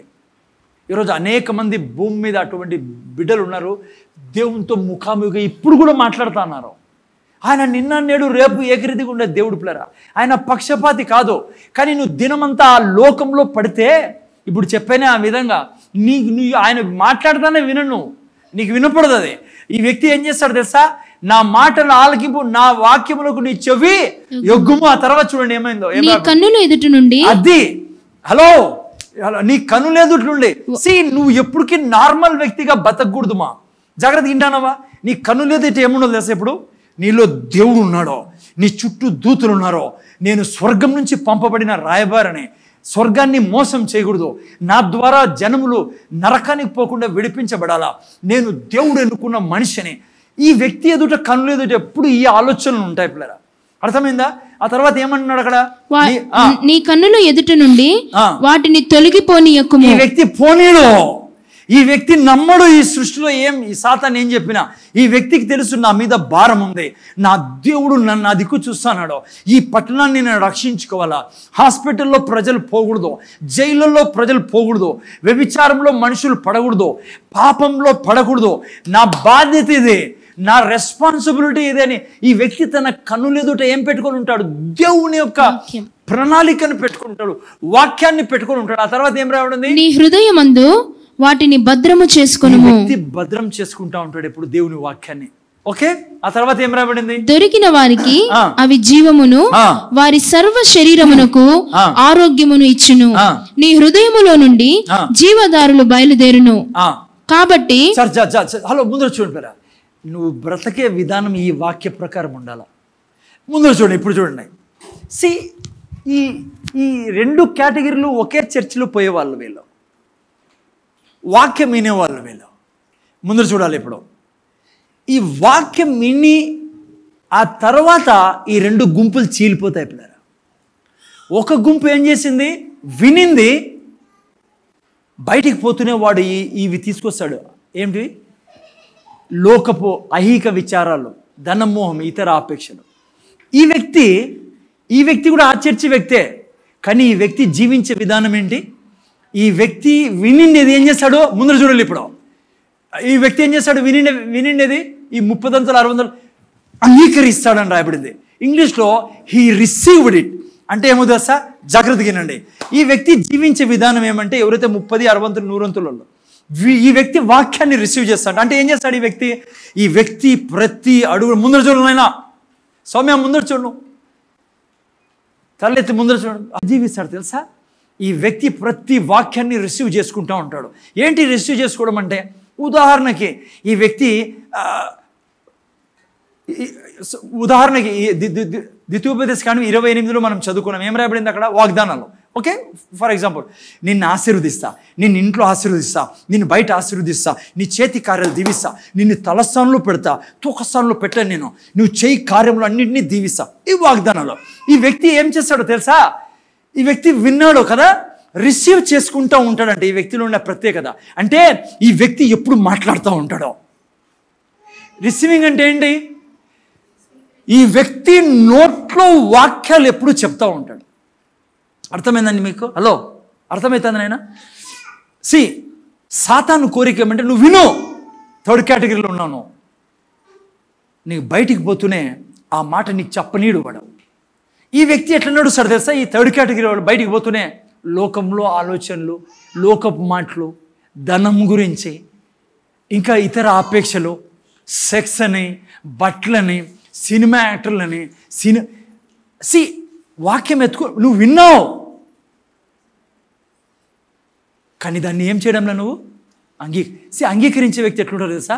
అనుక్షణం చెప్తా ఉంటాడు, నేను అభిషక్తున్నే, పరిశుద్ధాత్మతో నింపబడి ఉన్నా, స్వర్గం నుంచి పంపబడి ఉన్నా, నన్ను దేవుడు ఇంట్లో ఆశీర్వదించాడు, నేను బయట ఆశీర్వదించబడిన వాడిని, ఈ లోకానికి నేను వెలిగే ఉన్నా, పరిశుద్ధాత్మ తండ్రి. ఈ వ్యక్తిలో ఎక్స్పెక్టేషన్ ఉంటుంది పిల్లల. అలా వినాలి మీరు. ఈ వ్యక్తి రక్తం ఉడుకుతూ ఉంటుంది. ఎప్పుడు అంటాడో, నాకు 9 వరాలు కావాలా ప్రభువా, నా పట్టణంలో నేను ఎవరిని హాస్పిటల్లో చూడకూడదు, నాకు పరిశుద్ధాత్మ వరాలు నేను వాడాలా, నాకు ఈ తండ్రి 9 వరాలు నాకు ఈ స్వామి, నేను అనుభవించాలా, ఇది నా ఆస్తి, ఇది నా ఇన్హెరిటెన్స్ ప్రభువా, యేసయ్య ద్రాక్షవల్లి నేను తీగనే ఈ భూమి మీద బతికితే నేను యేసయ్యలా బ్రతకాల. ఈ వ్యక్తి వాక్యాన్ని రిసీవ్ చేసుకుంటూ ఉంటాడు, వాక్యాన్ని పలుకుతూ ఉంటాడు, కన్ఫెస్ చేస్తూ ఉంటాడు. ఈ వ్యక్తి కన్ఫెషన్ ద్వారా తన యొక్క వాగ్దానాన్ని పొసెస్ చేసుకుంటాడు. ఈ వ్యక్తి ఏం చేస్తాడో తెలుసా? హలో, ముందు చూడాలా, ఆ వ్యక్తి మాదిరి కాదు. వీటి నుంచి బయటికి పోతూనే ఒక షెడ్యూల్లే, ఒక టైం టేబుల్లే, ఒక క్రమశిక్షణ ముందు చూస్తున్నారా? ఒక క్రమశిక్షణ లేదా థర్డ్ కేటగిరీ వాడికి. వాడు ఎప్పుడు పోయి ఎంతసేపు టీవీ ముందు కూర్చుంటో వానికే తెలియదు. వాడు ఎంతసేపు మొబైల్లో ఓపెన్ చేసి ప్రపంచంలో ఉన్న గబ్బంతా చూస్తూ ఉంటాడు. అరే, నువ్వు మనిషివే, నీకు బాధ్యత ఉంది, నువ్వు దేవుని యొక్క రక్తంతో కొనబడ్డావు, నువ్వు దైవత్వంతో నిండి ఉన్నావు. సాతాను నిన్ను లోకంలో ఉండే కేర్స్ ఆఫ్ ద వరల్డ్ తీసుకొచ్చి నీ మీద వేస్తాను. నీకు జ్ఞానం లేదా? నువ్వు ఎంతసేపు టీవీ ముందర కూర్చుంటావు, నువ్వు ఎంతసేపు మొబైల్ తీసుకొని ఫేస్బుక్లో దూరుతావు, ఏం సాధించావు నువ్వు ఇంతవరకు? నేను చెప్తున్నా, నువ్వు మొబైల్లో సమయం గడుపుతావు, నువ్వు ఆల్రెడీ దయ్యం యొక్క చేతిలో ఉన్నావు. నేను మొబైల్ వాడతా, దేవుడే ఇచ్చినది మొబైల్ మనకి. క్రమశిక్షణ ఉండాలా. ఏం నేను వాడతానా? దేవుని వాక్యం వినడానికి వాడతానా, దేవునికి సంబంధించి వాడతా. అర్ధగంట 15 నిమిషాలు వాక్యం విన్నా పక్కన పెట్టు ఆ మొబైల్ని. అదే నీకు నాశనం చేసి పెడుతుంది. నువ్వు చూసే ప్రపంచాన్ని చూస్తూ ఉంటావు, దాంట్లో ఆడోళ్ళని చూస్తూ ఉంటావు. నీలో ఉన్న అభిషేకాన్ని వాడు హరించేస్తాను, నీకు అర్థం కావడంలా. నీలో ఉన్న వాక్యాన్ని తినేస్తాను వాడు. నువ్వు వింటాన్నావు కానీ నువ్వు ఏం చేయబడతానో నీ జీవితంలో ఐహిక విచారి, ఇతర ఆపేక్షలు అన్ని. నువ్వు దైవత్వంతో నిండిన వ్యక్తివి. నీ ఆస్తి పరలోకం నుంచి వస్తాండేది, నీ ఘనత పరలోకం నుంచి వస్తాండేది, నీ ఆరోగ్యం పరలోకం నుంచి వస్తాండేది, నీ సప్లై పరలోకం నుంచి. ఎందుకు లోకంలోకి దూరుతానో? నువ్వు ఎప్పుడు పడుకుంటావో తెలీదు, ఎప్పుడు లేస్తావో తెలియదు, నువ్వు ఎంతసేపు ప్రార్థన చేసుకుంటా. ఏది ఒక క్రమశిక్షణ లేని జీవితం నీతో ఎట్లా దేవుడు డీల్ చేస్తాడో, ఎట్లా నీతో ఆ ప్రభువు నడుస్తాడు చెప్పు? నువ్వు బాక్స్లో నువ్వు కబరస్థానికి చేరే ముందో ప్రపంచం గుర్తుపెట్టుకునేటట్లా జీవించాలి నువ్వు. ఈ జీవితాన్ని ఆయన కొనుక్కున్నాడు వెలపెట్టి. ఏం చేయాలి? నేను లీగలిజం ప్రీచ్ చేయాల, మొబైల్ పట్టుకోవద్దు, అవి పడేసాయి, టీవీ నో. ఎస్, మన కుటుంబాలు ఉన్నాయి. నువ్వు ఇంట్లోకి వచ్చినావు, ఎంత టైం కుటుంబంతో మాట్లాడాలా అంత టైం మాట్లాడు. మళ్ళా దేవుని దగ్గరికి రా. హలో, ఆయనతో సమయం గడుపు. అర్ధగంట టంగ్స్లో మాట్లాడు, వాక్యం చదువు. మళ్ళా రా ఫ్యామిలీ దగ్గరికి, మళ్ళా కూర్చొని మాట్లాడు. లేదంటే ఎస్ రెస్ట్ తీసుకోవాలా, అరగంట టైం రెస్ట్ తీసుకో. దేవుడు ఏది కాదండు. నువ్వు ఆడ కూర్చొని ఫేస్బుక్లో ఎంతో టైం వేస్ట్ చేస్తావు, రీల్స్ చూస్తావు, వాట్సాప్లో లేని లోకంలో ఉండే సమస్యలన్నీ, లోకంలో ఉండే గలీజ్ అంతా నువ్వు నీ నెత్తి మీద వేసుకుంటావు. ఎవడన్నా బైబిల్ చదువుతావు టైంకి లేసి పొద్దున్నే? నువ్వు అందుకే చెప్పాను నేను ఏఎల్ చర్చ్ 90% మీరు ఈ థర్డ్ కేటగిరీలో ఉన్నారు. బాగా వింటున్నారు మీరు. గేట్ దాటిన తర్వాత నువ్వు ఎప్పుడు తింటావో నీకే తెలియదు, ఎప్పుడు పండుకుంటావో తెలియదు, ఎవరితో ఎంత సమయం గడుపుతావో నీకు తెలియదు. యేసు ప్రభు అందుకే ఈ భూమి మీద 3.5 సంవత్సరం ఎంత క్రమశిక్షణతో బ్రతికాడు తెలుసా? యేసు ప్రభు కూడా మనిషి మనలాగా దేవుడు అయినప్పటికీ ఈ 4th కేటగిరీలోనే బ్రతికేవాడు యేసు ప్రభు. వినేవాడు, అనుక్షణం వాక్యం చెప్పేవాడు యేసు ప్రభు. తెలుసా మీకు? అందుకే యేసు ప్రభు శిష్యులతో ఉండేవాడు. అందరి ఇంట్లోకి చాలా మంది ఇళ్ళలోకి పోయేవాడు యేసు ప్రభు. పోయేవాడు, ఏం చేసేవాడు? భోంచేసేవాడు వాళ్ళతో పాటు. జాలీగా ఉండేవాడు యేసు ప్రభు. వాళ్ళ ఫ్యామిలీతో జాలీగా ఉండేవాడు. శిష్యులతో మాట్లాడేవాడు, డౌట్స్ క్లియర్ చేసేవాడు, టక్కని బయటికి వెళ్ళిపోయేవాడు. ఒకరు చోటికి వెళ్ళి ప్రార్థనలో సమయం గడిపేవాడు. పక్కన పోయి శిష్యులతో పాటు శిష్యులను వదిలేసి పక్కన పోయి అక్కడ వాక్యాన్ని చదివేవాడు ఆయన. ఆ తర్వాత అనుక్షణం ఎట్లా చేసేవాడు తెలుసా యేసు? చదవండి ఎవరన్నా మత్తయి సువార్త, యోహాను సువార్త 12వ అధ్యాయం 49-50. 49-50 చదువు. నేను తొందర కానీ నేను 49-50 చదువుతారు ఎవరన్నా? ఏలయనగా నా అంతట నేనే మాట్లాడలేదు, నేను ఏమనవలనో ఏమి మాట్లాడవలనో. చూసారా, నేను ఏమనవలనో యేసు ప్రభు చెప్తాను తను జీవించే విధానము. నేను ఏమనవలనో ఏమి మాట్లాడవలనో దానిని గూర్చి పంపిన తండ్రియే నాకు ఆజ్ఞ ఇచ్చి ఉన్నాడు. ఏం మాట్లాడాలో ఏం చేయాలో నా తండ్రి ఆజ్ఞాపించినాడు. మరియు ఆయన ఆజ్ఞ నిత్య జీవమని నేను ఎరుగుదును కనుక నేను చెప్పు సంగతులను తండ్రి నాతో చెప్పిన ప్రకారమే నేను. ఎప్పుడు దేవుడు వాక్యాన్ని చెప్పేవాడు యేసు ప్రభు. హలో, ఈ 4th కేటగిరీ వాళ్ళు ఎవరంటే ఈయన లాస్ట్లో ముగిస్తాను నేను, జస్ట్ 5 minutes. హలో, వీళ్ళు వింటారేడా? వినిన తర్వాత వీళ్ళు ఇక్కడి నుంచి లేస్తూనే అనుక్షణం దాన్ని చెప్తూ ఉంటారు.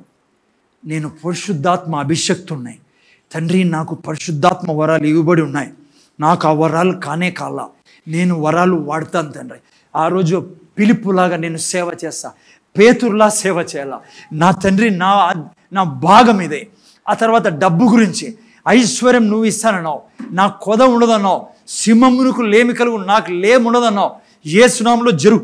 ఈ వ్యక్తి ఎప్పుడు వాక్యం మాట్లాడేవాడు, ఈ 4th కేటగిరీ వాడు. అందుకే 30 60 ఉన్నది ఈ వ్యక్తి స్టెప్ బై స్టెప్ తన జీవితంలో సక్సెస్లో నడుస్తాడు. నువ్వు వినిపోయినావా, దాన్ని చెప్పలేదా, ఇంటికి పోయి అనుక్షణం చెప్పలేదా, నువ్వు వీడు విన్నాక ఆ వాక్యం నీలో ఫలించదో ఎత్తుకోదాడు సాతాను నీలో నుంచి.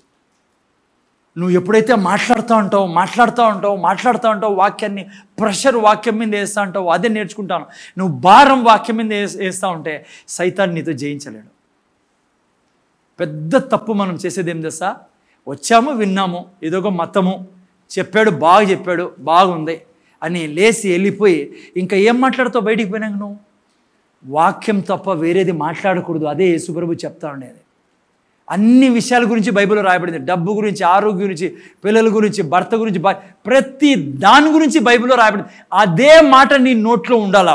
నువ్వు నడుస్తూ ఉంటే మాట్లాడుతావు, దూతలు నా చుట్టూ ఉన్నందుకు కృతజ్ఞతలు ప్రభువా, చేతులతో ఎత్తి పట్టుకునేందుకు కృతజ్ఞతలు, నా కుటుంబాన్ని ఎత్తి పట్టుకునేందుకు వందనాలు తండ్రి. నేను వాక్యం చెప్తుండగా నీ మహిమ నాలో నుంచి ప్రవహిస్తాను.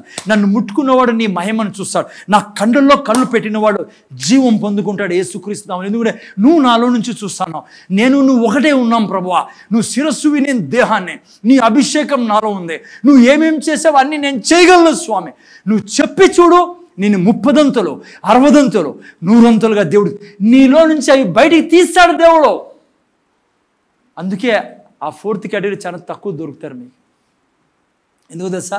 వాడు నీ కోసం కాసుకొని ఉండేవాడు, నీ చేతిలో మొబైల్ పెడతాడు వాడు, నువ్వు తిప్పుతానే ఉంటావు, కానీ ప్రభు సన్నిధికి పోవు. నువ్వు ప్రాపర్ టైం ఉండాలి నాయన. ఈ టైంకి లేలంటే టైం లే. నువ్వు ఇంత గొప్ప జీవితాన్ని పొందుకొని అట్లే చచ్చిపోతే ఏం ప్రయోజనం? నువ్వు అట్లే నువ్వు ఈరోజు కూడా మెడిసిన్ వాడుతున్నావు, ఈరోజు కూడా నువ్వు హాస్పిటల్ చుట్టూ తిరుగుతున్నాను, ఈరోజు కూడా నీ డబ్బులన్నీ డాక్టర్లకు పెడతాను, ఈరోజు కూడా నీకు కోపం వస్తుంది, ఈరోజు కూడా నువ్వు కుళ్ళు, క్రోధం, అసూయలో జీవిస్తున్నావు. ఎందుకు వింటావు? ఆ వాక్యాన్ని ఈడే ఇడిచిపెట్టిపోతావు. ఎందుకంటే బయటికి పోతానంటే వాడు లోకమంతా చూపిస్తాడు నీకే. వద్దు నాయన, మన జీవితం మారాలా. 4th కేటగిరీలో ఎంత ఆశీర్వాదం ఉంటుంది తెలుసా? నీతో మాట్లాడిన వాళ్ళు జీవితం పొందుకుంటారు. ఎందుకంటే యేసయ్య నీ ద్వారా మాట్లాడతాడు. ఈ చూడు, ఆ యొక్క కోట్ చూడండి, ఎంత మంచి కోట్. ఇప్పుడు ఎప్పటినైనా అది స్మిత్ విగిల్స్వర్త్ అనే దైవజనుడు, చాలా గొప్ప దైవజనుడు. చాలామంది రకరకాల 35 మందిని లేపాడు, చచ్చిపోయిన 40 మందిని అంటారు కొంతమంది, రకరకాలుగా పవర్ఫుల్. సరిగా లాంగ్వేజ్ పెద్ద పెట్టుకుంది. చూడండి, I don't often spend more than half an hour in prayer at one time.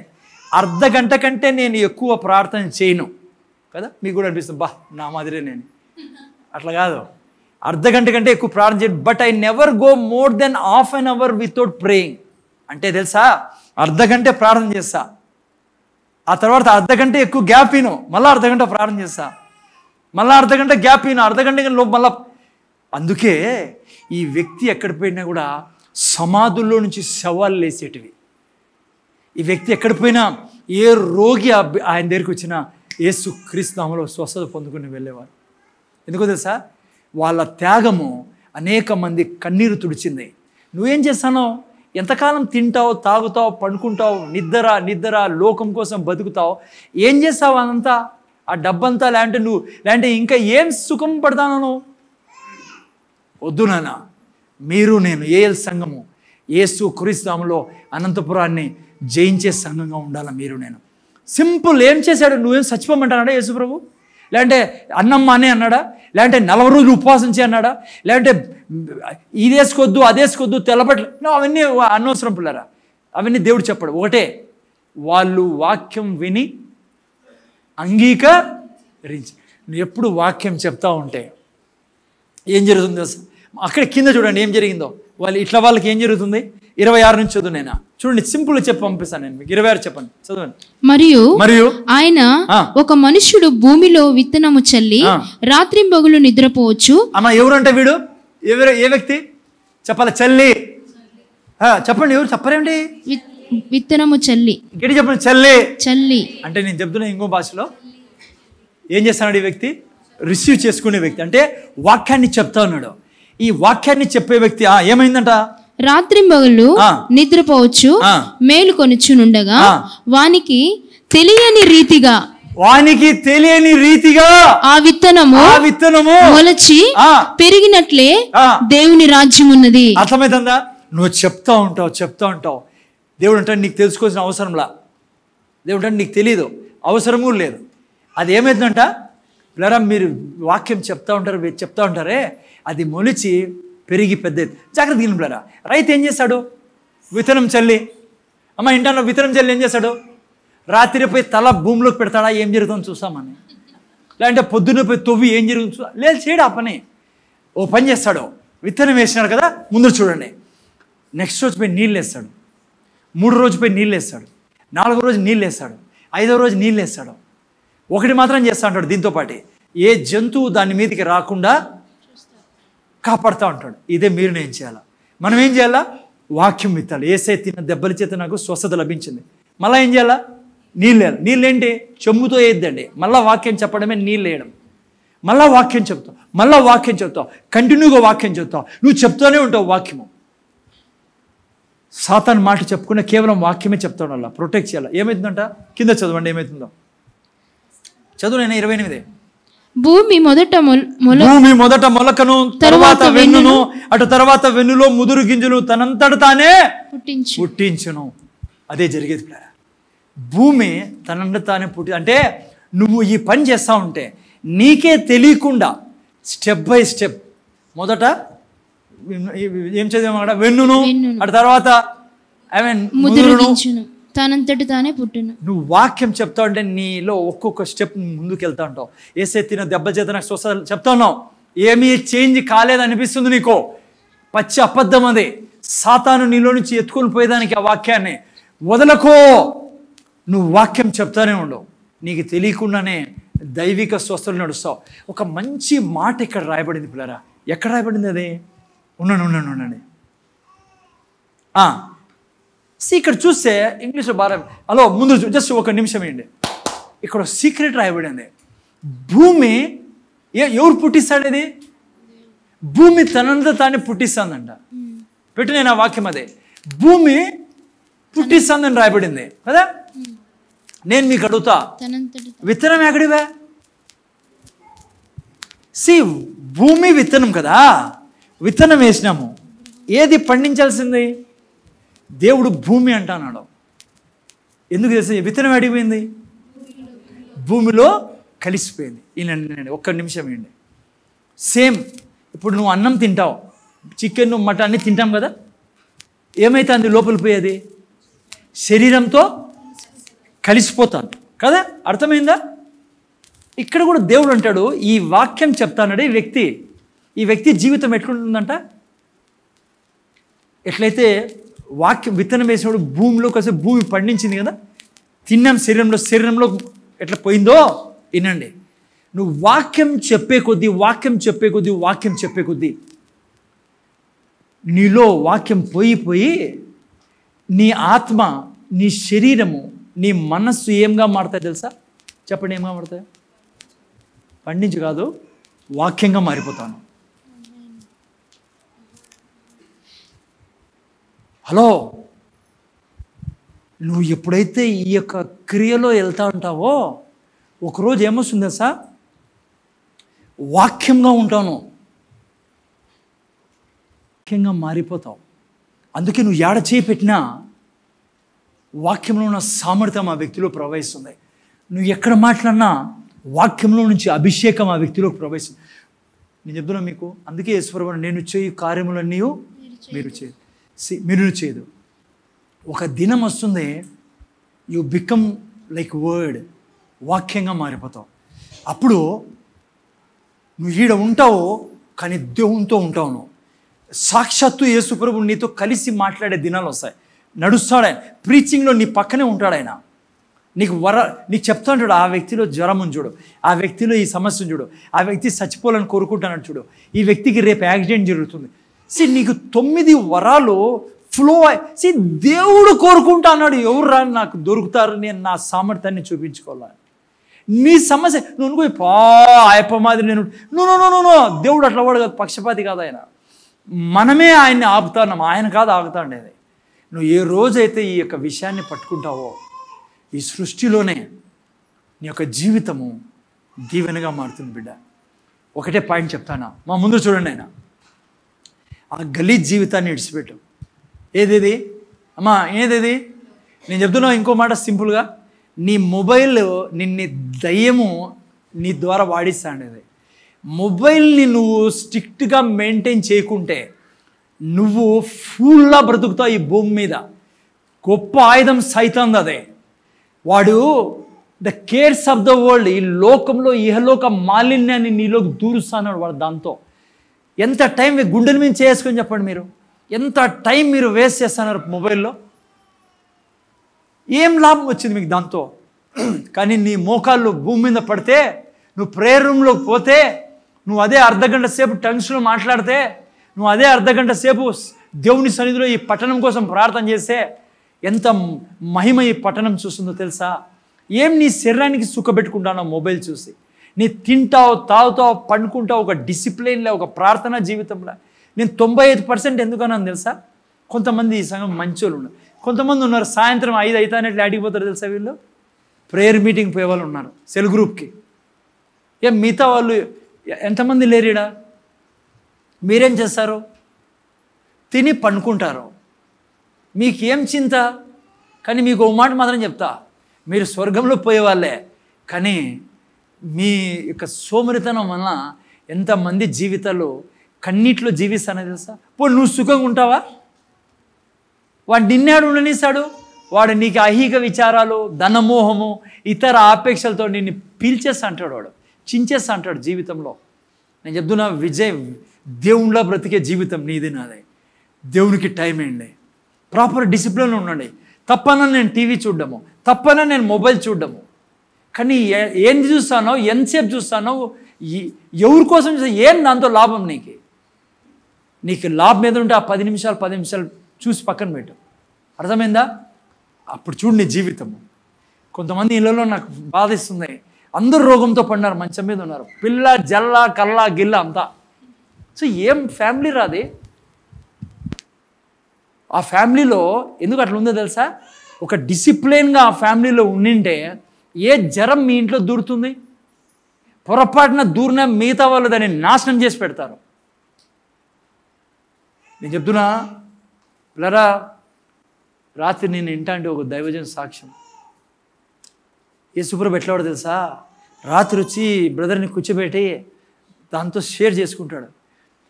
రాత్రి ఎట్లా వాళ్ళు ఉన్నారంటే పిల్లరా, యేసుప్రభుకి దొరక్క అట్లా ఆ దైవజనుని రాత్రి తీసుకొని పోతాడు యేసుప్రభు వేరే వాళ్ళ ఇళ్ళల్లోకి. అంటే నడుచుకుంటా కాదు, దర్శనంలో యేసుప్రభు ఈ వ్యక్తిని తీసుకుపోయి ఆ వ్యక్తికి ప్రార్థన చేయను అని కలలో తీసుకొని పోయి ఆ వ్యక్తి కలలో ఈ వ్యక్తి ప్రార్థన చేస్తాడు. పొద్దున్నే లేచి అంటాడు ఆయన, బ్రదర్ మీరు కళ్ళు వచ్చిండ్రు బ్రదర్, ప్రార్థన చేసిరి, నాలో ఉండే రోగం అంతా వెళ్ళిపోయా బ్రదర్ అన్నప్పుడు ఈ వ్యక్తికి రాత్రి యేసుప్రభు వచ్చి ఈ వ్యక్తిని తీసిపోయినాడు. ఈ వ్యక్తి అంటాడు, రాత్రి యేసుప్రభు వచ్చి నేను పడుకుంటే లేపి నన్ను ఎందుకు తెలుసా? నిద్రపోతు కాదు కాబట్టి ఈ వ్యక్తి రాత్రి 12 గంటలకు లేపినా కూడా యేసుప్రభు లేచి ప్రార్థన చేసుకునే వ్యక్తి. అది మనం గుణం ఉండాల్సిందే. అంటే ఏం చెప్తున్నాను తెలుసా? 24 గంటలు ప్రభు కొరకు అవైలబుల్ ఉండాలి పరా. లోకం కోసం అవైలబుల్ ఉండి ఏం చేసావు? ఎంత వయసు నీది? ఎన్ని ఏళ్ళ నుంచి నువ్వు మొబైల్ పట్టుకొని తిరుగుతున్నావు? ఏం సాధించావు? ఎంతసేపు పడుకుంటావు పొద్దున? ఏం సాధించావు? దానివల్ల రోగాలు సాధించావు. సారీ ఇట్లా అంటానందుకు. ఎందుకంటే పిల్లరా, ఇంత గొప్ప జీవితం ఉంది, 30 60 100 నువ్వు ఫలించే జీవితం.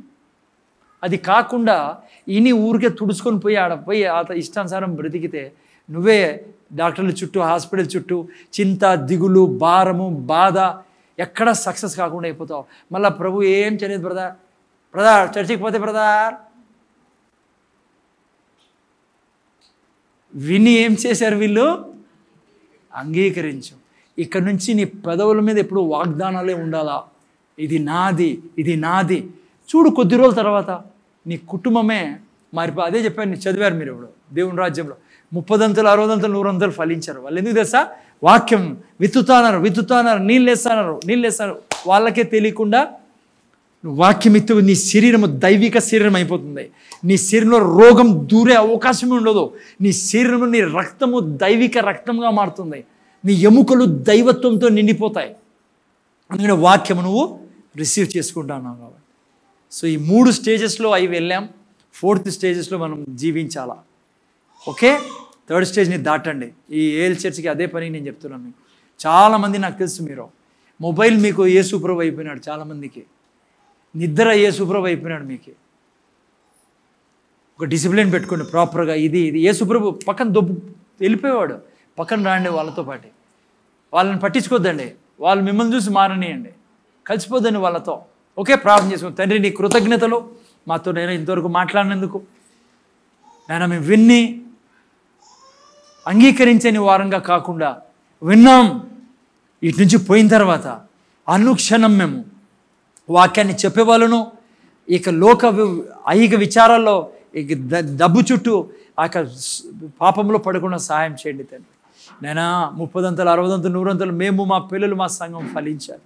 నువ్వే సాయం చేయమని యేసు నామములో అడుగుచున్నాం తండ్రి. ఆమేన్.